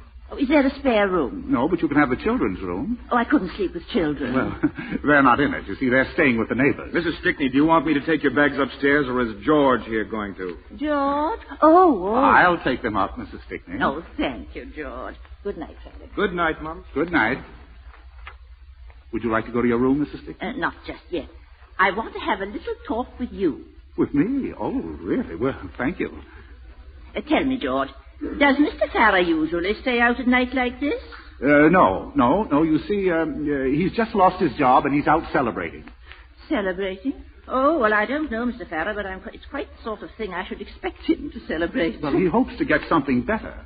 And I suppose in the meantime they'll have to let you go. Yeah. Oh, well, I don't cost much, really. I'll give them my evenings until I get a job. Well, I must say that's very nice of you. George, do you ride horseback? Yes, I do, yes. And are you a good houseman? That's not the general opinion. I mean, I don't know really how good I am. Well, not that I like to go around stealing other people's servants, but I haven't got a houseman at my country place. And I think perhaps I'm making a mistake. If I could find the right man, I might seriously consider it. Oh, really? Well, that's a very good idea to have a man in the house. People might think him strong or a good shot or something, even if he weren't, huh? Exactly.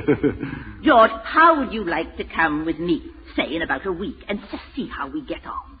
Well, I don't see how I could, really. Well, why not? You certainly won't be able to stay on here with Mr. Farah out of a job and everything. Well, no, yes, yeah. No, I mean, well, that's just it. I don't think it would be right for me to leave Mrs. Farah at a time like this. You're a fine, loyal man, George.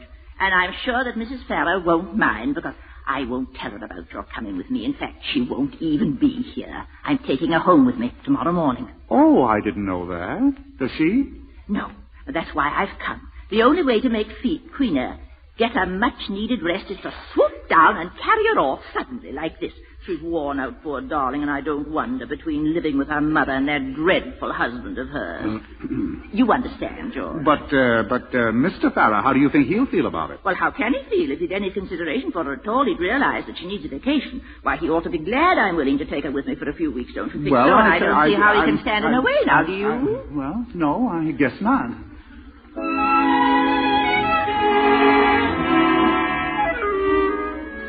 Dear Aunt Min, oh, such a capable woman. As long as she insisted on taking Queena off my hands for a while, well, who was I to say her nay? Besides, I had my reasons. I sneaked out of the house early the next morning, and I gave Aunt Min a chance to take over. Oh, she certainly did.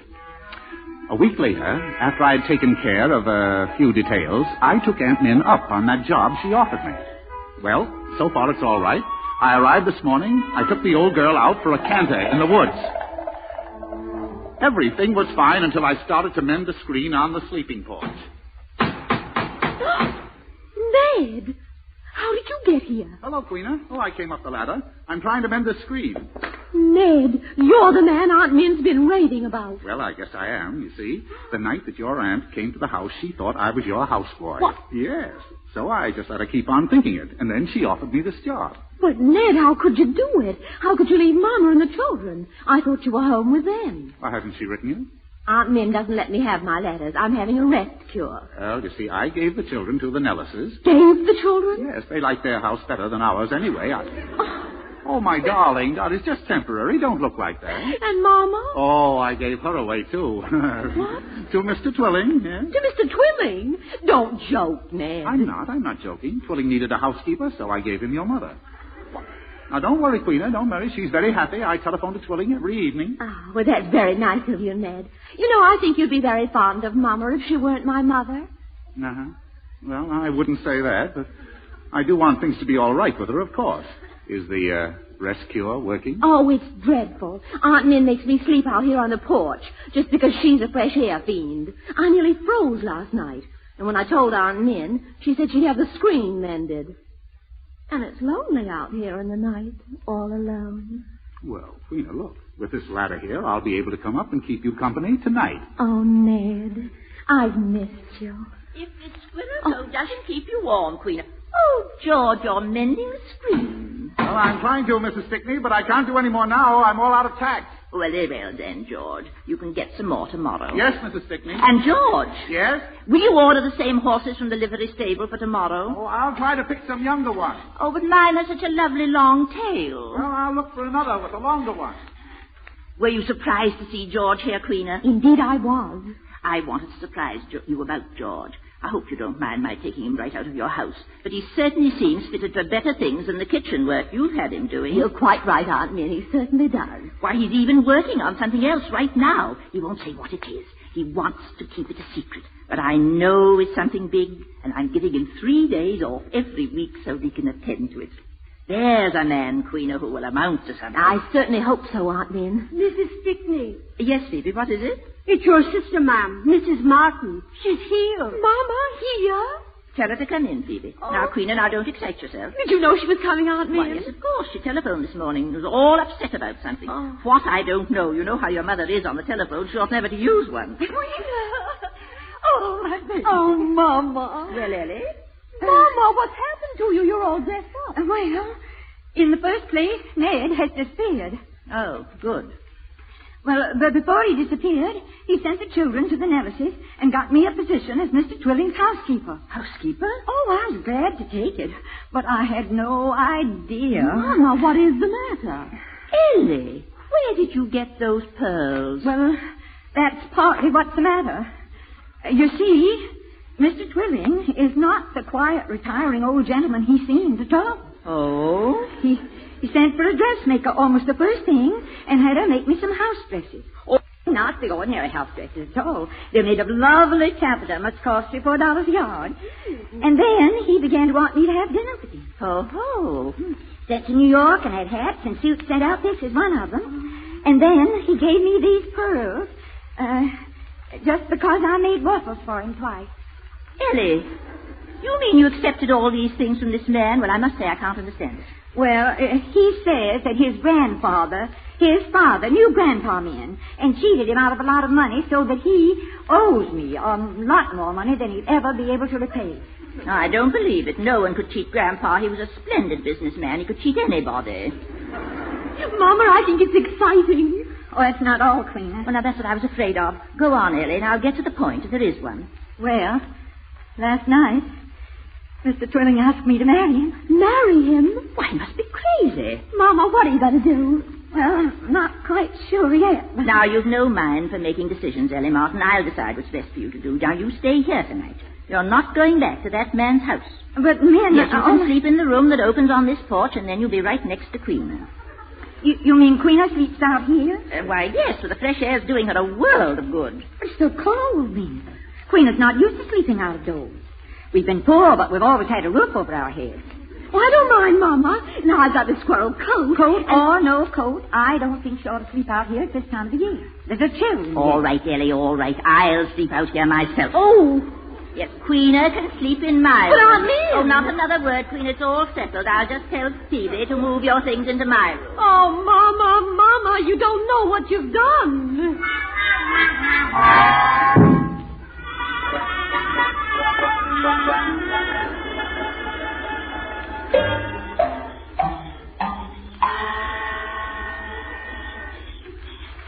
Darling. Don't be frightened, darling. Didn't you know I'd come to you? Poor little Precious, all alone out here. Alone with the birds and the beasts of the forest. George! Oh, Great Scott. Oh, Mrs. Stickney. Oh, what have I done? Oh, I beg your pardon. George, you know I can't scream in my own house. Gosh, you don't have to. Oh, I beg your pardon. Oh, good grief. I beg your pardon. Why did you do this, George? I must go, please. I'll explain some other time. Please, I must go. George, be careful of that chair. Oh, I'm sorry, really. I'm sorry. I'm so sorry, really. I had no idea. Yeah. I'm going to hide or something. They're coming out here. Min, what's the matter? Nothing, Ellie. Go back to bed. But I heard an awful noise, Min. There's a man out here. I see him. Nothing of the sort, Ellie. Where's the light? Quick, tell me, where's the light? Oh, Ellie, stop this nonsense. Nonsense? Why, he's crouching over there in the corner. Oh, here's the light. Thank heaven. You see, Ellie, there's nothing in that corner but my squirrel coat. I threw it over a stool. Stool, nothing. Something's alive about that coat, and I know it isn't a squirrel. It's moving. Oh, that's your astigmatism, Ellie. You don't know what you see without your glasses. Well, I know I heard an awful crash. What was it? I got up to pull the curtain so that the moonlight wouldn't come in, and I ran into the table and upset it. Now, turn out that light, Ellie, and go back to bed. Look here, Min, the moon went down hours ago. It's practically sunrise. Turn that light out. Now, you go back to bed and shut that door and don't come out again, no matter what you hear. Really, Min? Oh, now, good night, Ellie. George, are you still there? I'm afraid so. George, did you do this because of anything I said when we were out riding this afternoon? Oh, no, really. I came because, well, you see, I thought... Now, don't tell me now. Wait until tomorrow. I must be to blame in some way. I would rather think so. But you don't understand. If you'd only let me... Be careful going down the ladder. It wouldn't look well. For me to break my neck. No, I won't. Now, go, George. Can you go quietly? Oh, heavens, I hope so.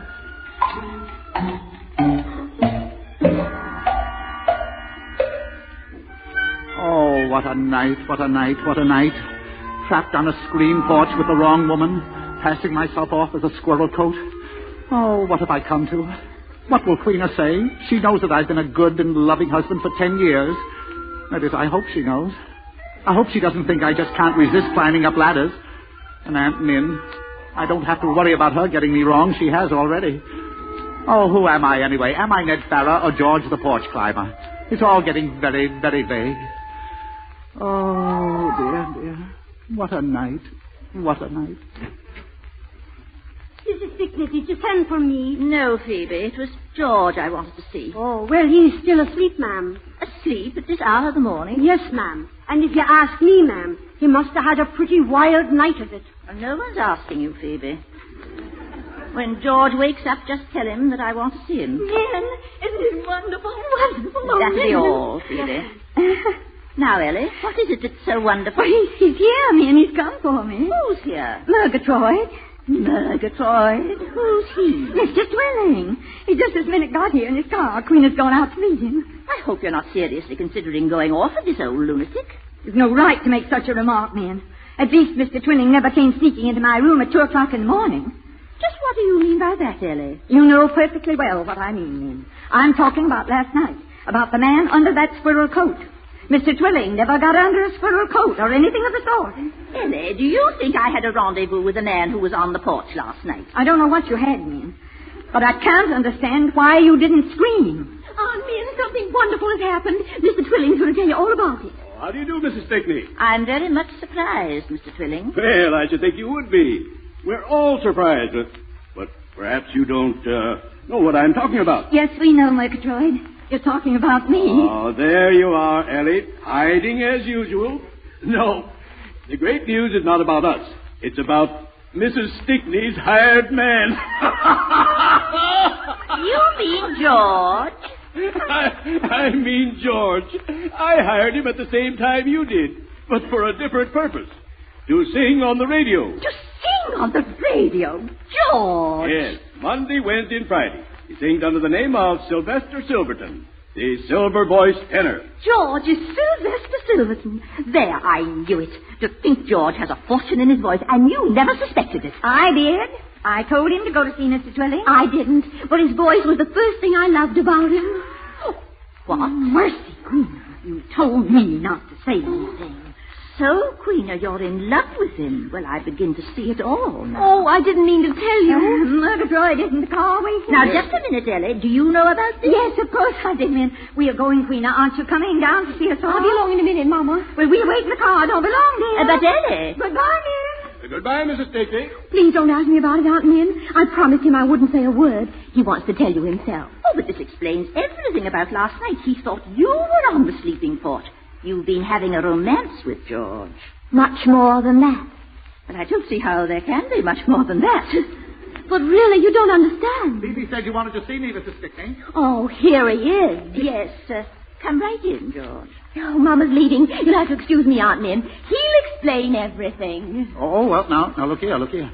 Well, you see, Mrs. Stickney... Now, don't bother, George. I know your secret. Mr. Twilling told me. Now you're going to make a fortune, aren't you? Well, I suppose so. Is there anything else you have to tell me? When you said you knew my secret, I thought perhaps you meant something else. I thought perhaps you knew about Queena and me. Yes, I know about that, too. She told me. Oh, what a tragic love. Well, then you understand about last night, that I came because... Yes, I know. I thought she was cold and frightened. I can't blame Queena, really. Her life shattered by a worthless husband, and then you, so fine, so sensitive, so romantic. Oh, I see. You don't know everything. Is there more? Oh, yes, there's much more. Why, you don't know the half of it. What is it, George? I can bear anything now. Well, mainly that my name isn't George. No? Now, you must be brave. Now, prepare for the worst. Brace yourself. I am Ned Farrar. Ned Farrar? Well, I don't believe it. Does Queena know it? I mean, it isn't possible. Oh, yes, it is. It is indeed. I've been all the time. Oh, I don't know how I feel about this. Well, of course not. And the worst of it is that now I've gotten awfully fond of you. Oh, well, but you and Queena will go off and leave me the way Ellie did. Still, I have a great deal to live for. I always wanted to get round to draining the pond and putting up the memorial window for Grandpa. Oh, nonsense. The idea of you talking like that. Why, Aunt Min, I can kiss you now that we're related, can't I? Well, I wanted to last night. And I wanted you to. Well,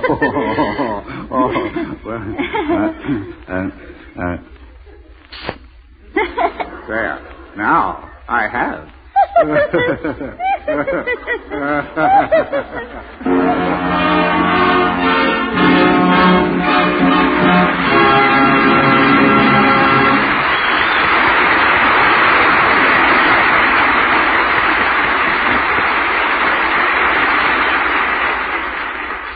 Thank you, Mr. Horton, Miss Watson, and Miss Patterson, for a fine interpretation of one of my favorite comedies. I could tell from your enthusiasm that you enjoyed playing it. Next week, we are going to add romantic music to our drama and give you... But first, let's hear from Larry Elliott.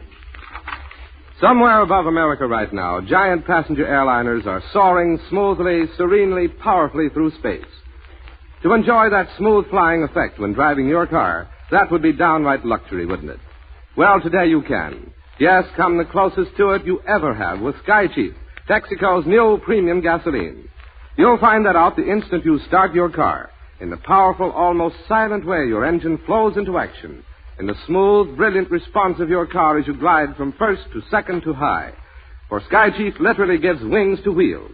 It's the nearest thing to flying power in ground travel. New, different, Sky Chief is truly a gasoline for those who want the best. And yet, it costs no more than other premium gasolines. You'll find it in the pump next to popular price Fire Chief at your neighborhood Texaco dealer. And here's Mr. Mantle with news of next week's stars and play. Next week's play will be Lynn Riggs' Green Grow the Lilacs, with John Bowles as a happy cowhand and June Walker playing her original role of Laurie Williams. Green Grow the Lilacs was a Theatre Guild success a few years ago and was later taken successfully on tour.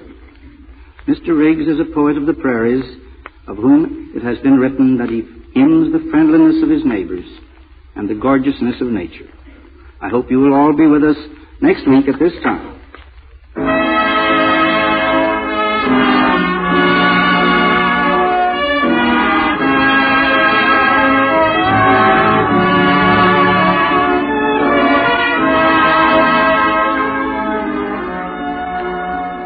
The Texas Company now takes pleasure in delivering a message on behalf of the entire petroleum industry. From the laboratories of the petroleum industry comes the amazing prediction that within our lifetime, articles such as paper, textiles, even food may be made from crude oil, the same source from which comes the gasoline that runs the car. But that's a thought for tomorrow. Here's one for today that shows how these same oil scientists are conserving one of the natural resources that have made America great. Once a barrel of crude oil yielded about 20% gasoline. Today, by scientific refining methods, more than double that amount of gasoline is obtained. Thus, the petroleum industry, through its research and scientific methods, is protecting our heritage of oil, is constantly serving not only you as an individual, but America as a whole.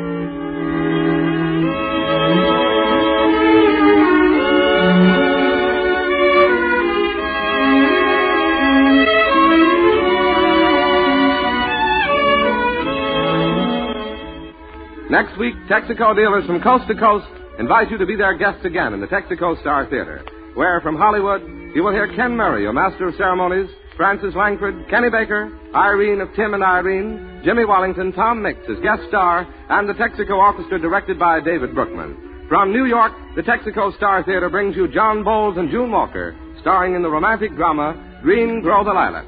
1 full hour of complete entertainment. This is Larry Elliott saying goodnight for the more than 45,000 Texaco dealers from coast to coast.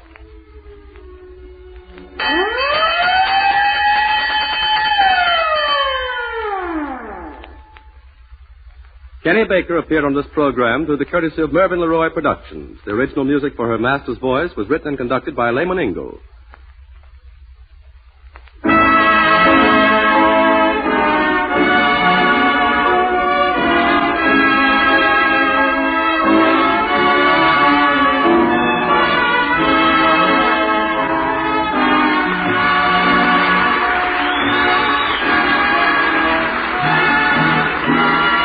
This is the Columbia Broadcasting System.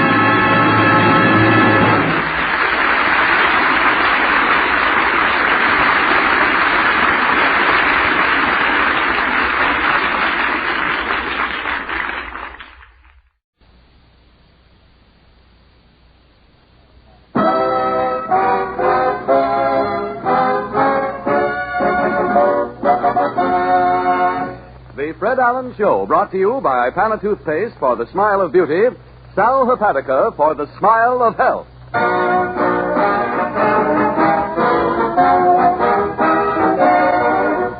An hour of smiles with Fred Allen, folks. 3,600 seconds of fun and music. Fun with our star comedian, Fred Allen. The inside story of the World's Fair's greatest attraction, the Aquacade, by its producer, Billy Rose. Music with Peter Van Steeden, with the masters of hot licks, the Merrimacs, and with the sensational singing star of the boys from Syracuse, Win Murray. And the time has come. It's the Fred Allen Show.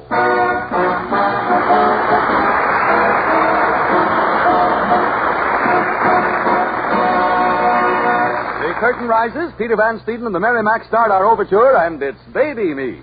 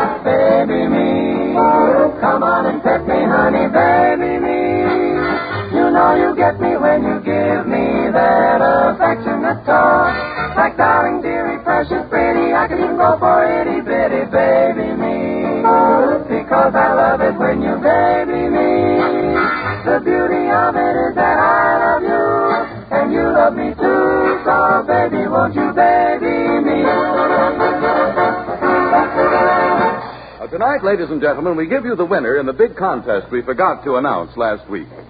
The first prize, a stucco muffin cutter, goes to Mrs. Leafy Knoll of Crandall, Texas. To all of the losers, to prove you are still losing, we give you Fred Allen in person.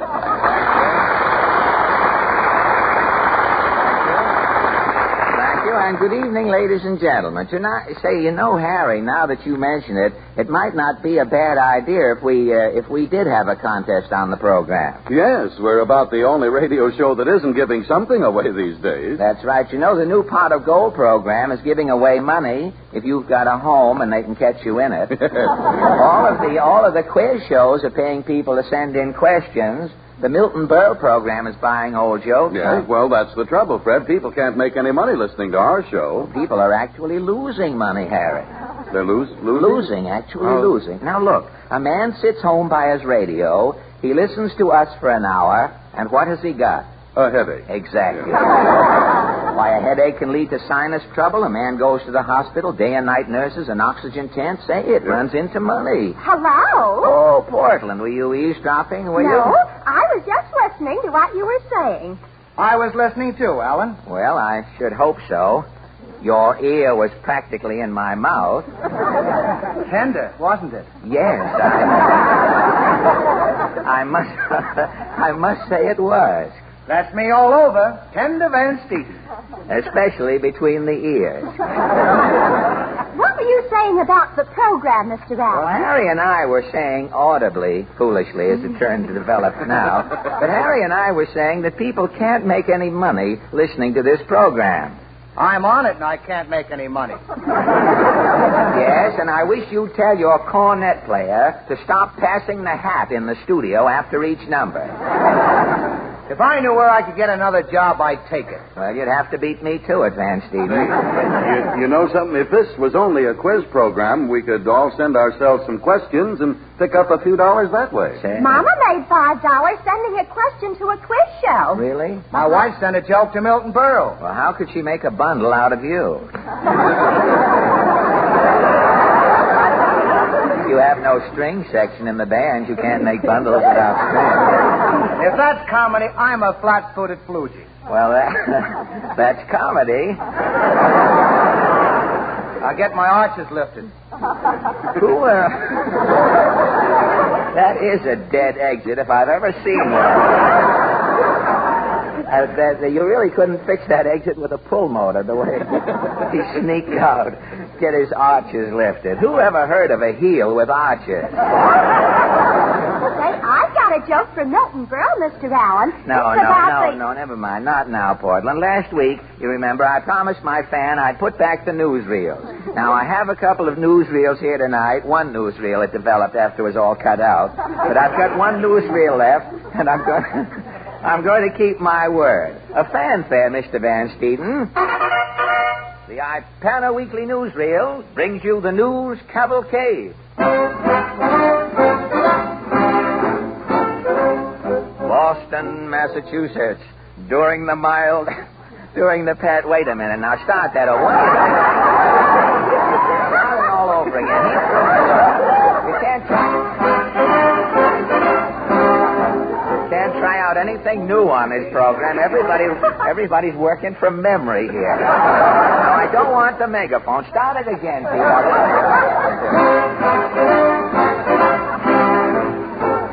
Boston, Massachusetts. During the past week, mild earth tremors were felt in New England, New York, Ohio, and eastern Canada. Ipana News interviews folks in New England area who were vitally affected by last week's minor earthquake. At Rumford Falls, Vermont, a truck farmer, Wharton Bain, was inconvenienced. Yes, that earthquake sure changed my plans. Changed your plans? In what way, Farmer Bain? Well, last spring I planted 10 acres of corn and 10 acres of beans. I see. Along comes this quake and shakes the daylights out in my land. I didn't reap no corn and no beans. What was your harvest, Farmer Bain? Succotash. Thank you very much. Quite all right, anytime. Say, whatever become of Orson Welles? He went that way. Thank you, Farmer Bain. At Dulcet Pond, New Hampshire. See, I forgot. I should have had the megaphone now. I'd mixed my voices up. At Dulcet Pond, New Hampshire, a housewife, Mrs. Dolores Bevins, had definite proof of quake. I knowed it was something. Well, how could you tell, Mrs. Bevins? Well, my husband got the palsy. He's been shaking 40 years. What happened during the quake? I seen he was standing still. Yeah? What did you say? For the land shakes. Sounds like an old fortune to me, I'm not sure. At Conatrance, Rhode Island, a part-time scientist, Waldo Gould, explains the cause of the Earth's disturbance. What causes earthquakes, Mr. Gould? It's the glaciers that's doing it. Glaciers? Yep. 2 glaciers break up. They don't see each other for 30,000 years. They meet again. It's like 2 Oddfellows. Oh, glaciers. Glaciers and Oddfellows experience the same reaction when they meet? Yep. Well, what is it? They shake, brother. They shake. Thank you. Confidentially, what is a glacier, Mr. Gould? A glacier's an ice cube that's had a chance. I'm sorry. At Wet Snag, Maine, a prominent campfire girl, Miss Tansy Whap. And she looks it. Had a distressing experience. I was a campfire girl in good squatting for 30 years. Today I'm an outcast. On account of the earthquake? Well, what happened? I was standing in front of the YW when the ground started shaking. I shook, too. Yes? A patrol wagon drove up. I was bundled in. And thanks to this earthquake... I got 30 days. For what? Jitterbugging in the open. Are you leaving town? Yes, I'm joining Unit Number 7 tomorrow. Thank you very much, and good luck to you at Fendel Funk, West Virginia. I'm listening tomorrow. Thank you, Miss Tansy Webb. At South Crud, New York, the oldest inhabitant, Phineas Hobb, laughs at recent tremor scare. This tremor was nothing. You recall a worse quake, do you, Mr. Hobb? Back in 92, we had what I call a tremor. Violent, was it? Violent. It shook my cow so bad she was giving pot cheese. Really? You don't say. Did you seek cover? Well, I run into a saloon, but I weren't seeking cover. You required spiritual reassurance. Yeah, and I was willing to pay for it. I started drinking, and bang, the earth gave a tremor, and the ceiling of that saloon just caved right in on me. You stood there cold sober? No, I lay there plastered.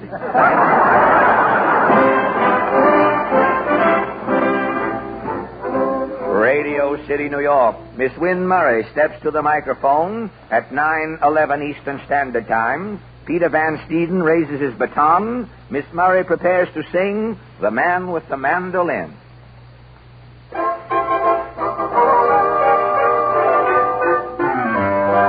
There's a funny little man that society won't let in, 'cause he's always picking on his little mandolin.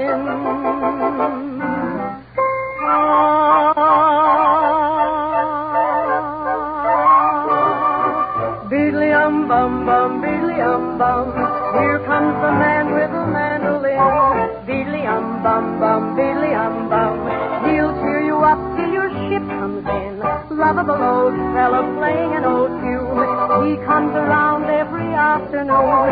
Raggedy old minstrel wearing a big grin. You'll love the man with the mandolin. All the kids holler to the windows above. Mama throw a nickel and the man will pick our little tune we love. Beedly-um-bum-bum, beedly-um-bum. Open your heart, let the music in. Beedly-um-bum-bum, beedly-um-bum. There goes the man with the mandolin. He plays Santa Lucia.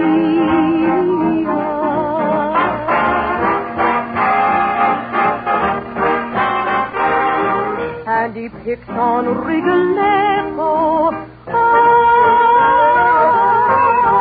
But it sounds like this. Beedly-um-bum. Here comes the man with the mandolin. Beedly-um-bum, beedly-um-bum. He'll cheer you up till your ship comes in. Lovable old fella playing an old tune.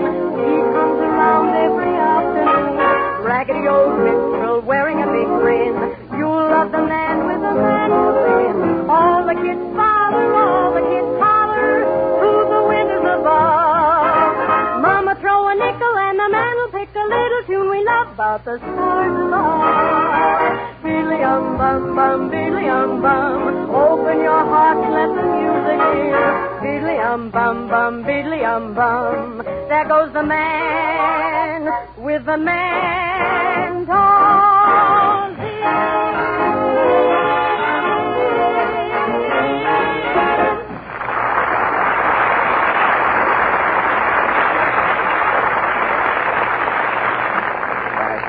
And now, ladies and gentlemen, if I may, I'd like to ask a rather delicate question. Don't say another word, Fred. You can count on me for anything up to $2. Me, too. If you leave your watch as security. Well, thank you, fellows, but the question I had in mind has to do with quite another subject. In a word, girls. Oh, well, what about them, Fred? Well, I think they get better looking every year, Harry. There seem to be more pretty girls per capita these days than there were when I was a gangling youth. Now the question is that a mirage or a stigmatism? Oh, well, I don't think it's either, Fred. I think it's the truth. Because modern women not only put more accent on styles, but on smiles, too. You see, ladies and gentlemen, an attractive smile is really the keynote to beauty. That's why so many thousands have adopted the regular use of Ipana toothpaste to help them have the kind of smiles that make for more attractiveness. Because Ipana is especially designed not only to clean and brighten teeth, but when used with massage, to help give gums the stimulation they need for firmness and health. So, ladies and gentlemen, follow this easy modern routine. Every time you brush your teeth with Ipana toothpaste, put a little extra Ipana on your brush or fingertip and massage it on your gums.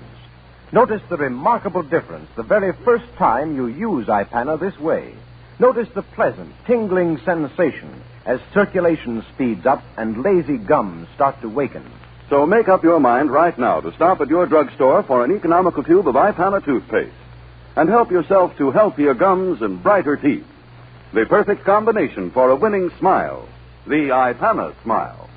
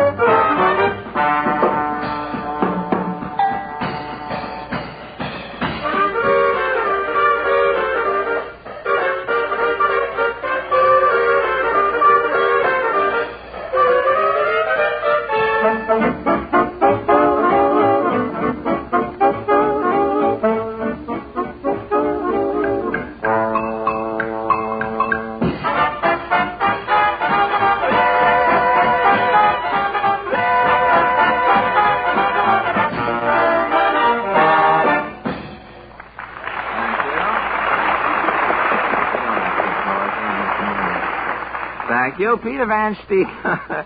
Peter Van Steeden and his sophomores of swing have just concluded Volvistu Gaily Star. Imagine in years to come, a little boy grows up and later says, songs my mother sang to me, Volvistu Gaily Star. And now, ladies and gentlemen, we present our question of the week. This is Mr. and Mrs. Average Man's Roundtable, where 3 persons selected from our studio audience are asked to give their opinions on a question of national interest or vital importance. Now, the question of the week will be announced in just a minute, but first, let us meet our committee. Portland? Yes.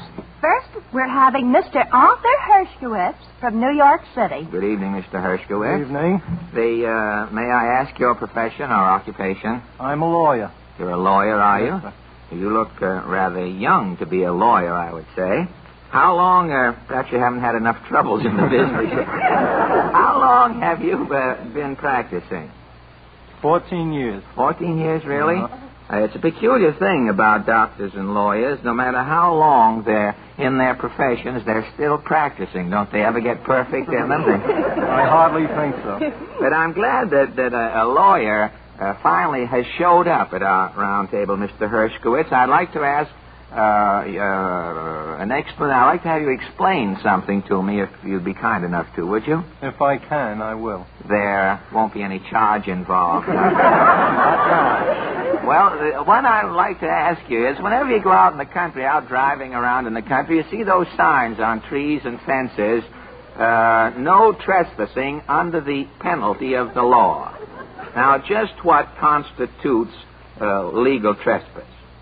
Well, there are several kinds of trespass, such as trespass on a case, trespass de bonus asportatus, trespass vi et armis, and the trespass to which you are specifically referring to is known as trespass quaere clausum frigis. Oh, that... Now I'll have to hire another lawyer to find out. But I noticed, Mr. Hershkowitz, that most lawyers here in New York seem to have sidelines. Some of them handle actors' business, others are investment counselors. Do you have a sideline along with your... Yes, I have. Have you really? Really, yes. What is it, may I ask? Well, I'm interested in a real estate development. Oh, in a real estate development? In the city here? No, in the suburbs. Where? In Westfield, New Jersey. What is the name? I'll have to get it out of you by cross-examination. I'd have to, at Westfield, there. That's right. What is the name of it? Colonial Homes in Westfield. Oh, the Colonial Homes, well, you could have said that right away and saved me all that conversation. But there are so many housing projects going up, it's really fine that all the building is in the offing. I guess it's much nicer to buy a house in a development than it is to buy one of those houses you get through the mail. I was down in Nantucket last summer. I saw a house there a fellow bought through the mail. There was some little mix-up in his general delivery packages or something. When he got the house together, he found out he had 6 bathrooms.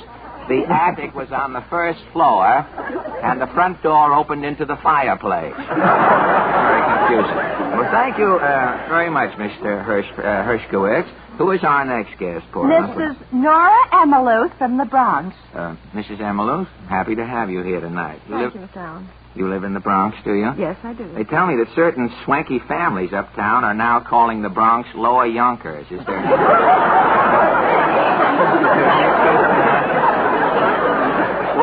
What is your profession, may I ask? I'm the secretary. Secretary here in New York, are you? Yes, I am. Where?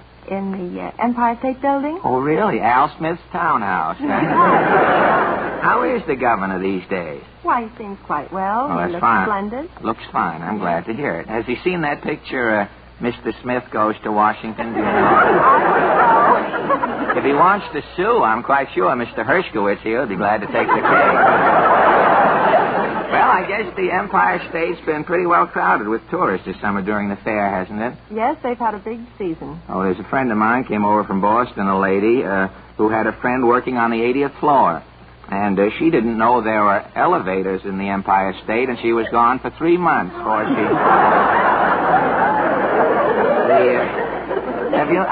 There's one thing I never could understand about the Empire State Building. People will come over from Jersey and pay $1 to go up on top of the Empire State Building to look back at Jersey again.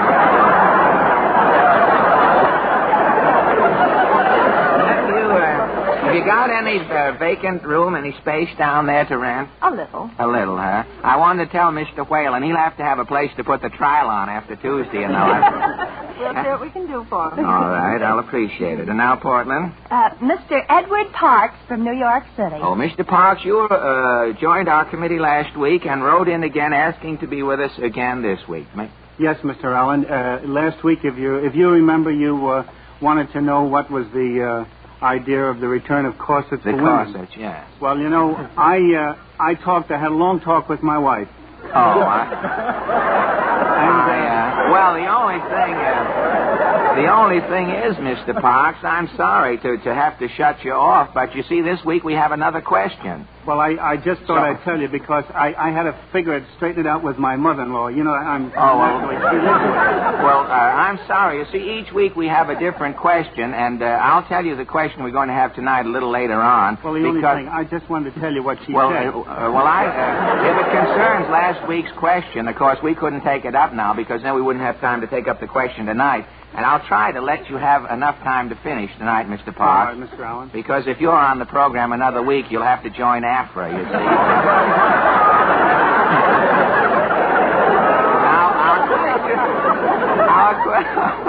Our question tonight concerns a holiday that arrives next month. Now, as we all know, since the days of the Pilgrims in this country, a day has been set apart each year for Thanksgiving. In 1864, President Lincoln proclaimed the last Thursday in November to be the official day of Thanksgiving. Now, each president since has appointed the same day. This year, Thanksgiving Day has been moved ahead a week. Now, our question tonight is, do you favor the recent change in our Thanksgiving Day date? Mr. Hershkowitz? Yes, I do. You do? Why? I think it'll help business, and with Thanksgiving not crowding up on Christmas, why, there'll be more days for people to do their shopping. Mrs. Emilus, do you agree with that? Well, I think it's a slight blow to tradition, don't you, Mr. Allen? Well, of course, I'm only asking the question. If I get so I can answer them, I won't need the committee. Mr. Parks, what do you think about the change in Thanksgiving Day? Well, to tell you the truth, Mr. Allen, naturally, as I told you before, I'm just married, and I've had nothing but eggs ever since. Oh, you don't really care whether Thanksgiving Day don't make a is bit of difference to me at all. Well, do you think? Of course, you're a difficult man. Do you think there is there any other holiday you would rather see moved than Thanksgiving? Yes, sir. Well, which one is that? Christmas. You would rather see Christmas move back into the next year? Yes, sir. I'd rather see it move either way, as long as it's moved somewhere. Oh,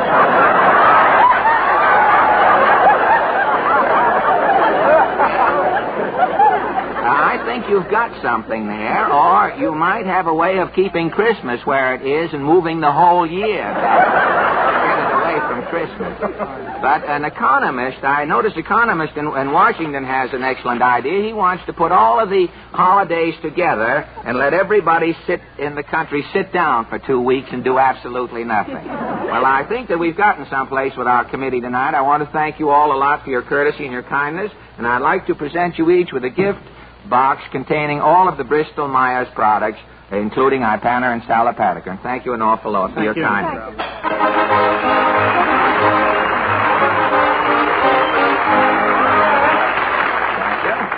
And now, ladies and gentlemen, the Merrimacs, whose vocal antics lend a certain dignity to swing. I'm not overdoing it, am I, folks?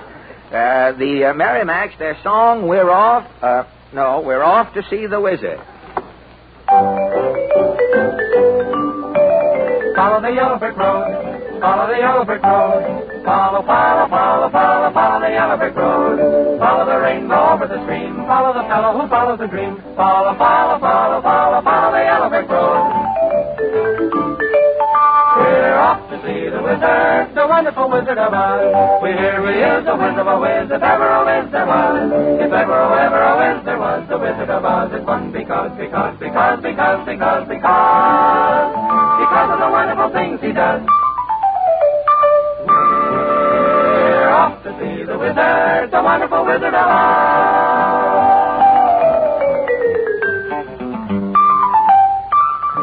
We're off to see the wizard, the wonderful Wizard of Oz. We hear he is the whiz of a whiz, if ever a whiz there was.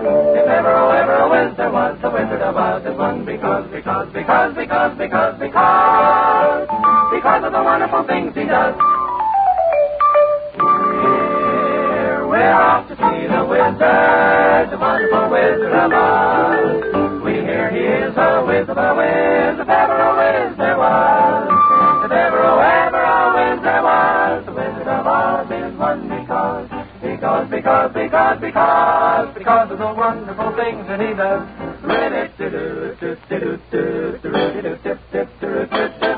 We're off to see the wizard, the wonderful Wizard of Oz.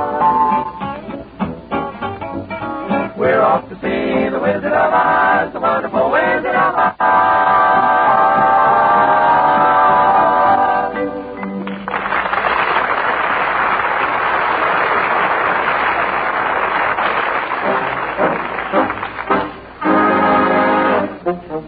Tonight, ladies and gentlemen, we present a midget Allen mystery.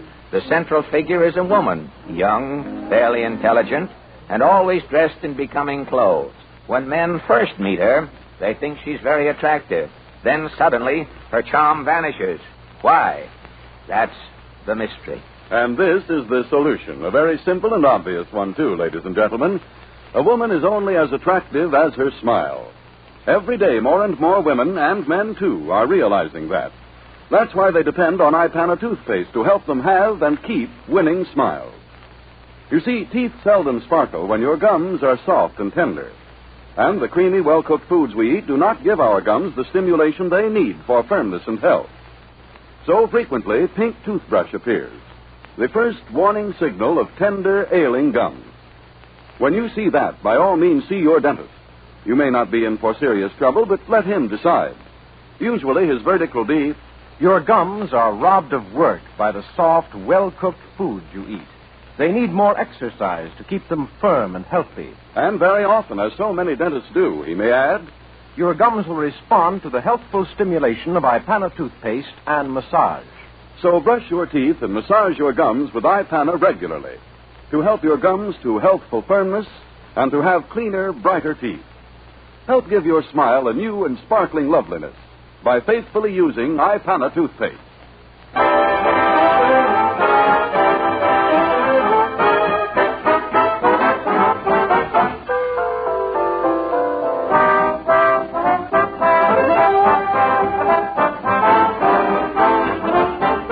Ladies and gentlemen, while your local announcer is taking a deep breath to remind you of the station to which you are listening, may we remind you that this is National Pharmacy Week, a tribute to the druggists of America.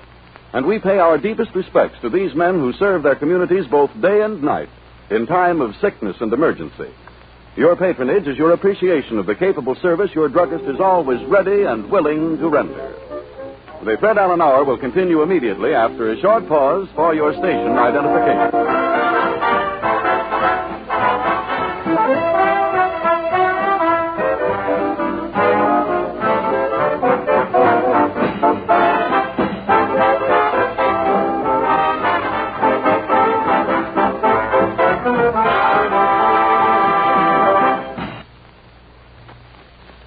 Ladies and gentlemen, we present as our guest tonight the most fantastic and colorful gentleman rampant in modern show business today.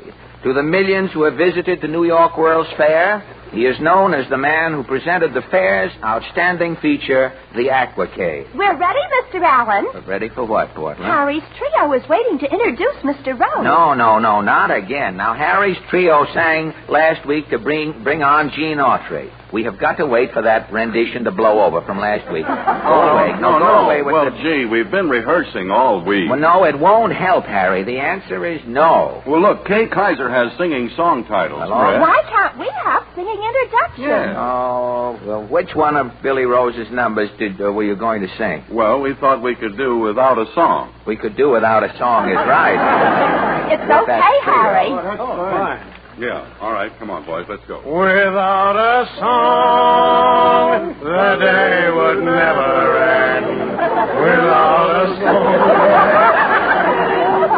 To the polluted strains of his favorite song, we bring you the outstanding showman. Up with the melody, boys. The melody. You're letting down the melody. I know, but you've got two stowaways in the verse there. To the polluted strains of his favorite song, we bring you the outstanding showman in America today. The man who produced the Aquacade. Get away, boys. You bother me. Coleman. Ladies and gentlemen, I would like to have you meet Mr. Billy Rose.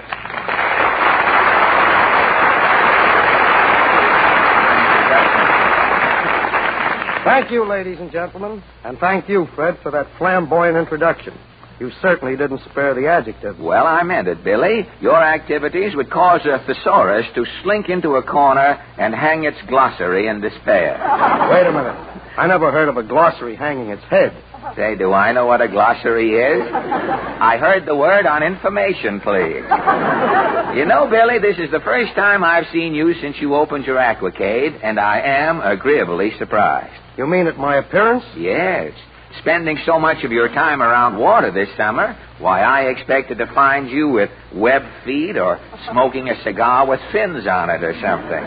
No, I'm still normal, Fred. Of course, that's only one man's opinion. Now, you don't want to mention the gentleman's name.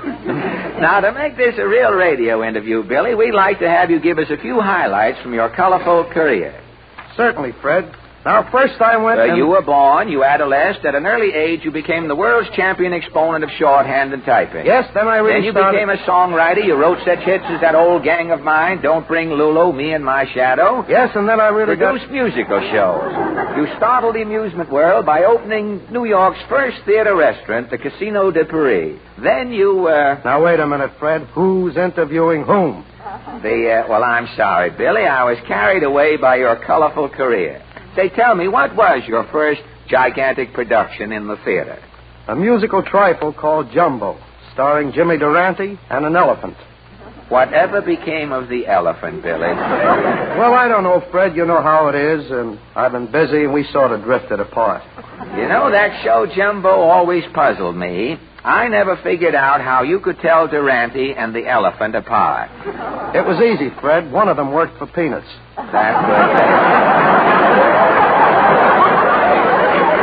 That would be Durante, of course. But after Jumbo, you really gave the country some spectacles. Well, I produced the Fort Worth Frontier Centennial in Texas, the Water Carnival at the Great Lakes Exposition in Cleveland, and finally the Aquacade in New York. Well, you know that so many people marvel at the expert presentation of your Aquacade at the World's Fair that I'm sure folks would like to know a little about the inner workings of your liquid fiesta. Now, you won't resent a mild cross-examination. No, not at all. Go ahead. Well, first of all, how did you stage those beautiful chorus routines in the water? Did you have to jump in personally and tread water while you were directing them? No, Fred, all the chorus routines were worked out on paper. Then we had a swimming master teach them to the lads and lassies. Well, how about a few statistics? How much water do you need to maintain high tide at your Aquacade? The pool holds approximately 1,100,000 gallons. But, of course, the water is being constantly changed. 1,100,000. Why, over the summer, you've used millions of gallons. Say, if all of the water you have used at the Aquacade was stood on end, you'd have another Niagara Falls. Gee, I wish I had produced Niagara Falls. Well, why, Billy? Well, for one thing, I think it'll run longer than the Aquacade. No, I doubt it very much.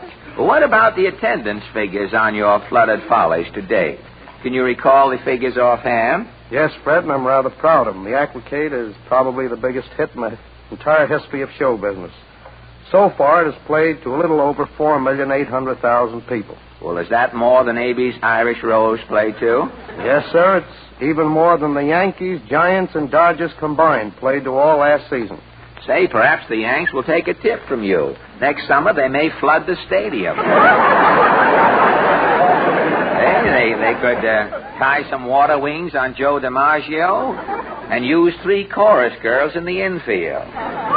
Yep, and I still think they'll beat Cincinnati.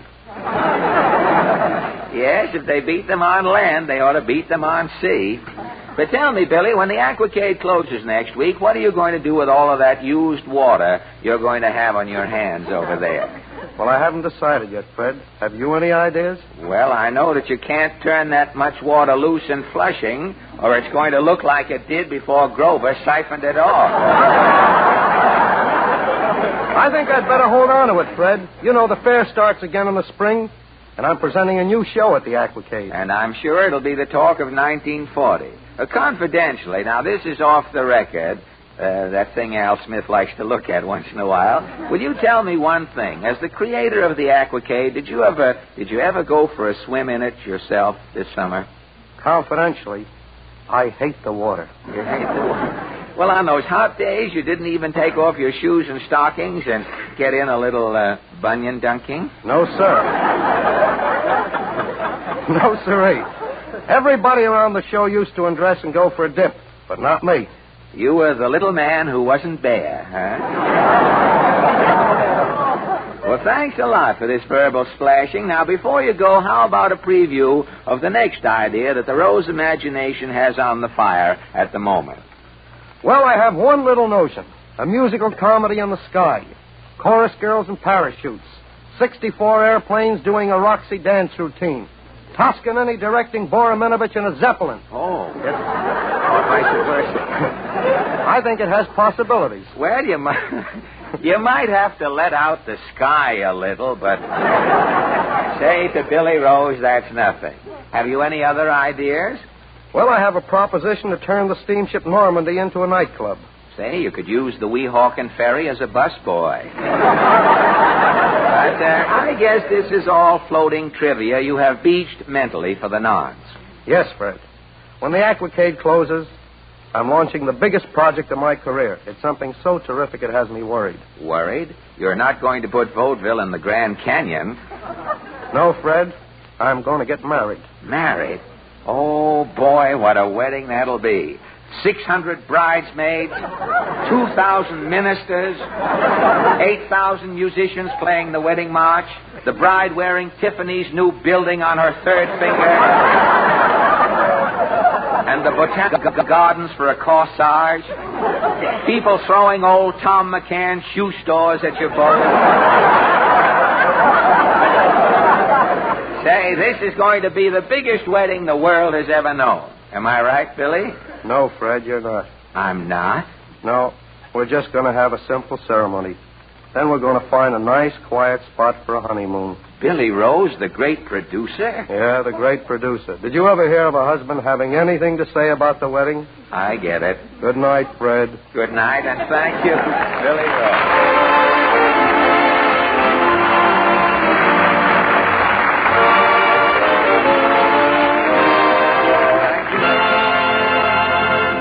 And now, Wynn. Yes, Fred? What is your song? What's new? Well, I'm asking you.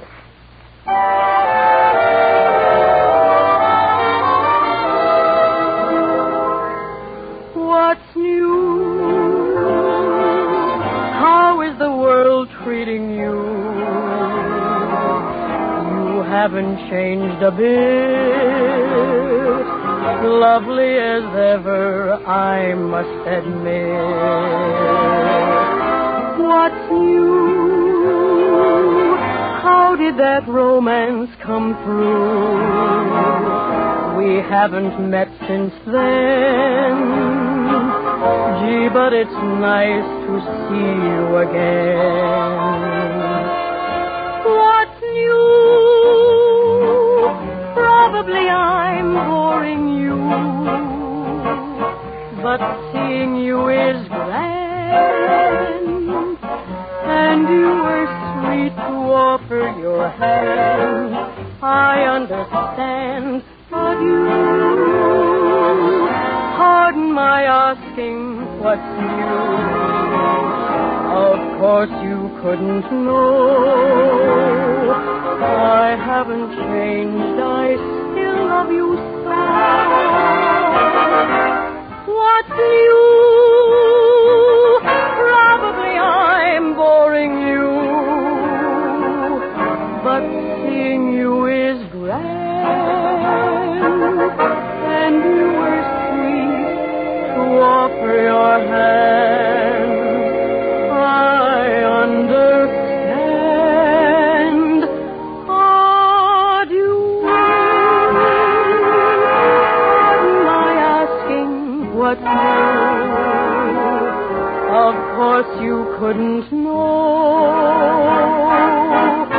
I haven't changed.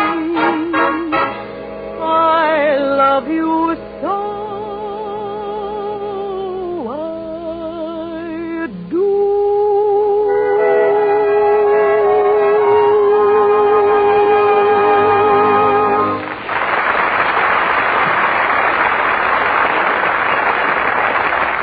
That was swell, Win. This program is unfair. This program is unfair. Just a minute, buddy. This program is unfair to what? I haven't got time to go into details, Bud. This program is unfair. Now, wait a minute. Just a minute. We're entitled to some explanation. Oh.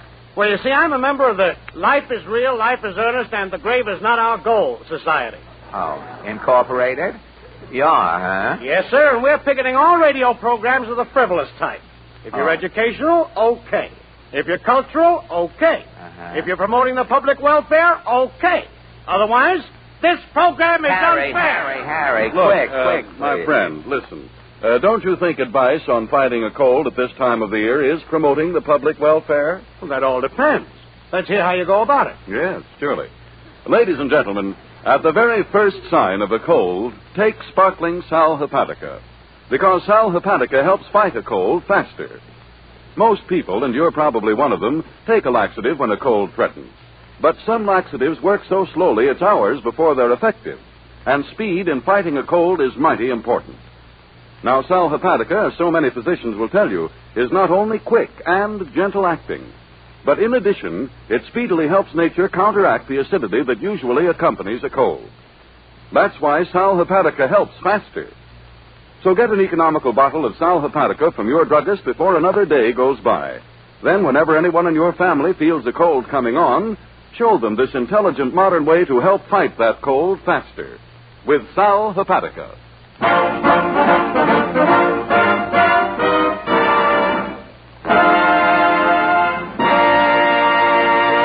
And now, bowing to the Western trend, the mighty Allen Art Players tonight present a melodrama of the West. It's called The Prairie Predicament, or The Cross-Eyed Cowboy Had Slants in His Glance. Overture, Peter.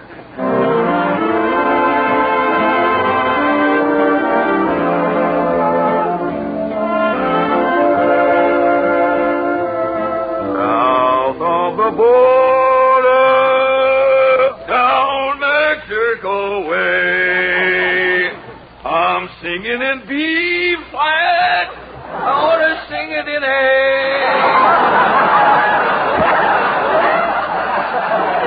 Say, somebody swivel eyes. That you were singing. Say, Gene Autry, Ma. How'd you like my guitar obligata? Gitter? You won't play no gitter. Confound my cross eyes. I must have been missing the guitar with my strumming. You and them cross eyes. Your peepers looks like two stuffed olives that way about each other. Well, I may be swivel-eyed, Ma, but I always gets my man. How you can shoot straight with them crooked blinkers beats me. I got me a system, Ma. When I look at an hombre, well, I sees two of it. So? So, I shoot right between them two guys and always gets my man.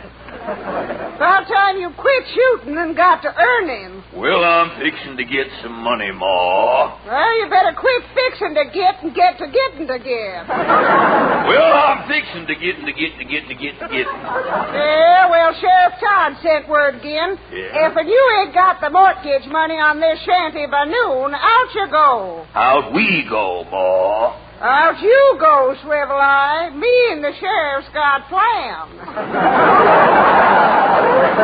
Plans, eh, Ma?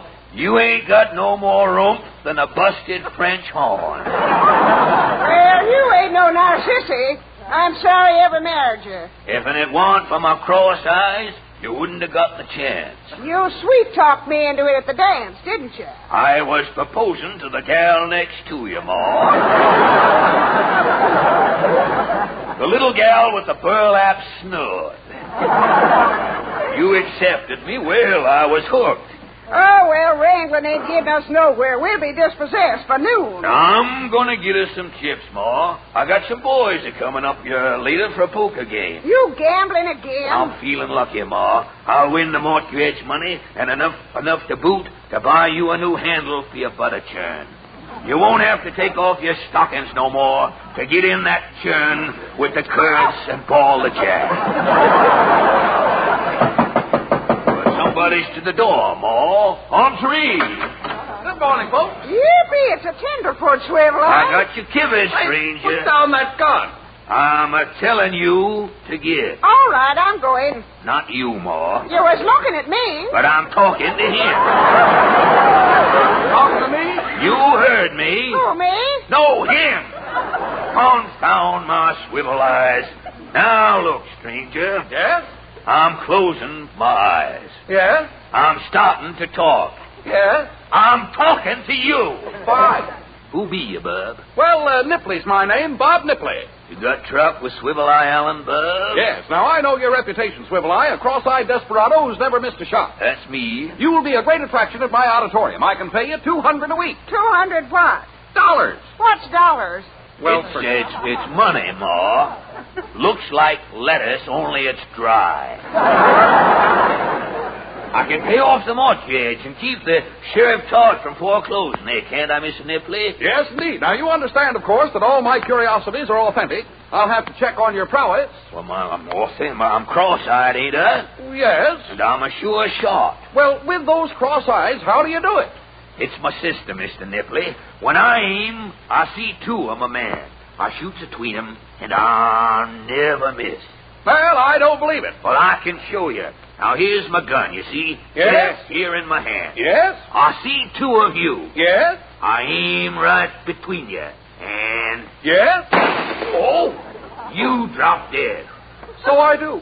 Believe it or not. You and them cross eyes. You shot yourself right out of a job. Plumb forgot myself, Ma.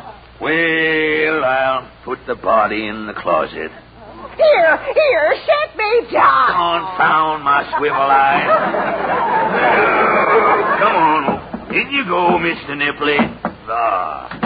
You and your doggone shooting. What are we going to use for money? When my poker game gets going, Ma, the money'll start rolling in. Come on, give old Swivel Eye a kiss, Ma. Oh, I ain't in no mood for lip bumping. What's them hoof beats yonder, Ma? Why, it's Sheriff Todd. Whoa! Open in the name of the law. You're entering at your own risk, Sheriff. Ah, there you be. I've come to get you, Swivel Eye. I'd laugh at you, Sheriff, but my teeth is in my other pants. It ain't noon yet, Sheriff. You can't foreclose. No, I ain't here for that. What then? You shot that tenderfoot outside of Dandy Dan's saloon last night. I'm charging murder. Oh, shucks, Sheriff. I had to plug that galoot. It was a question of etiquette. Etiquette? Sure was. Three-toed John and me was a-drinking at the bar. Time come to pay, both of us was insistent. Instead of tossing, I says, John, I'll plug yonder stranger outside there. If he falls to the left, it's on you. If he falls to the right, I'll pay. It was the Emily Post in me a-coming out. Well, what? I fired. The dude's suspenders caught on a hitching post. He died standing up. Drinks was on the house. Well, that dude's suspenders broke this morning. Meaning? His body's been laying next to a fire hydrant for 2 hours. It's a violation. I give the body a ticket. Yeah? And I'm arresting you, Swivel Eye Allen, for murder. What? Yeah, if you arrest Swivel now, Sheriff, how are you going to foreclose him at noon? Yeah. I'm bringing him from the hoosgow, putting him back in the house, and then I'm throwing him out. Let's go, Swivel. Not so long as I can shoot, Sheriff. No pretty joy with no Dick Tracy badge is a-taking Swivel. Now get. I'm getting. Don't start that again, Law. It's you. Get, Law. Well, I'll get, but I'll be back to foreclose. Well, I reckon I better start packing, Swivel. We're done. Given action, I'm a plugging in. Oh, take the sheriff. It's the three of your no-good friends from Dandy Dan's saloon. What do they want? Doggone, it's my poker game, Ma. This is where I win enough money from the boys to pay off the mortgage. I'll open up. Howdy, Mr. Howdy, sir. Hey, Parson Pete, Sassy Sam, and Filthy Philip. How y'all, partners? Well, Hudson's just round to start the game, Swivel. Well, so am I. Well, that's what we reckon. Well, I'm sure glad you did. Well, we're sure glad you're glad, Swivel. Well, I'm sure glad you're glad I'm glad, partners. Well, Hold on, boys. One well too many. We're apt to fall in. Hold on, boys. Let's call it a draw and set. Well, how are we playing, Swivel? Cutthroat or friendly? Friendly's my choice. Well, that suits me. Yep, me too. All right, guns on the table, everybody. Well, here's my hardware. Mine too. Here's mine. Well, I reckon we can start. Hold on there. Just for novelty, how about parking our knives, too, eh? What? You mean no weapons? Yeah, let's make it strict Culbertson rules. Yeah. Everybody game? Here's my knife. Here's mine. Mine, too. And mine. Hey, what was that? I'm playing square with you, boys. That's the safety pin off my union suit. Well,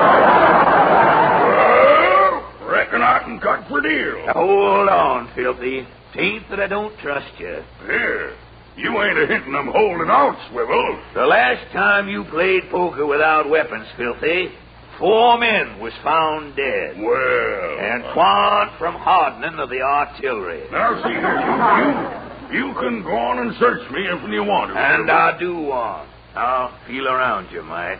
Swivel! Oh, confound. Quit showing, Swivel. Let's get on with the game. Okay, I've got the cards right here. I'll deal a hand. I'm feeling lucky. Pick up your cards, men. Oh, if you pick up your hands, men, I can use your money. Well, money talks, Swivel, and mine ain't a saying goodbye. Wow, what a hand. I'm a betting the Mexican dollar. I'll see that Mexican dollar and raise it $2.75. I'll see that $2.75 and raise it $20.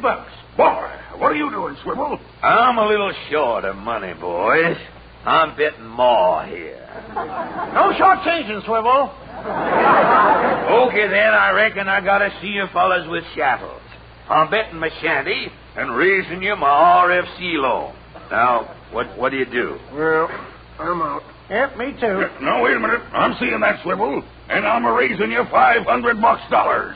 Here's my poke. And I'm a-calling you, Filthy, with my Social Security card. You win this pot, Swivel, and we can pay off the mortgage. Don't worry, I'm a-winning, Ma.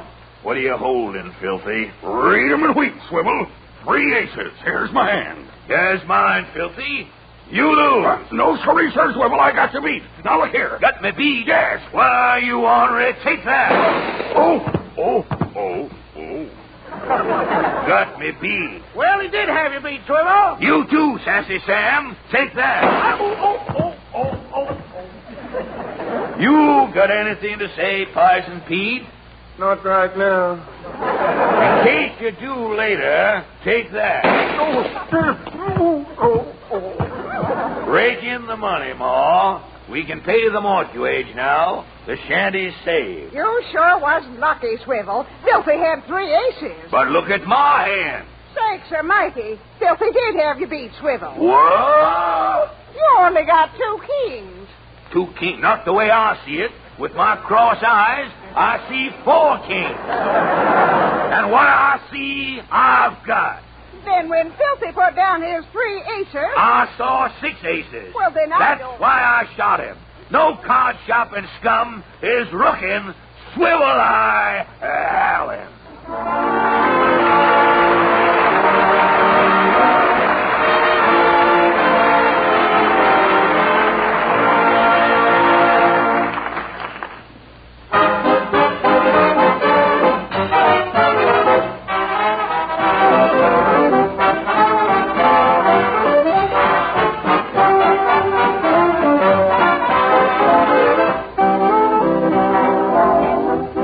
Ladies and gentlemen, nearly every one of us at some time or other feels sluggish and under the weather. Or we have a dull headache resulting from a stomach that's upset because of overindulgence in eating or drinking. Well, now that's when a glass of sparkling Sal Hepatica helps give you a faster comeback. Just be sure it's Sal Hepatica you take. Because something that's only a laxative does nothing to counteract excess gastric acidity.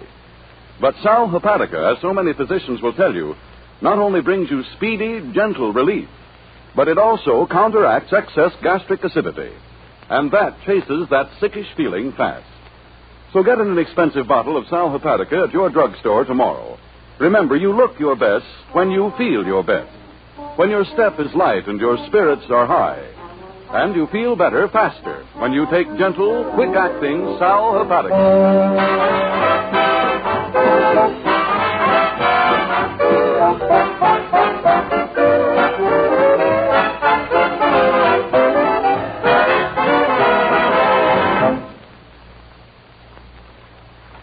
Well, Fred, have you got something to say before we fall off the air? Yes, I was just leaving a lull there. I thought maybe the number would get an encore, Harry. And don't forget, ladies and gentlemen, next Wednesday evening, we bring you beauty hints. Men, here is how you can keep your mustache neat. Don't kiss girls who chew bubble gum. Your song of the week. Oh, them burning slippers. Oh, them burning slippers, them burning slippers. I go to bed because it's so weak. Just a minute. That's golden slippers. That's not burning slippers. I just give the wife a hot foot. Oh. Our guest stars will be... The Moylan sisters, the two youngest stars in radio. And music. Good night.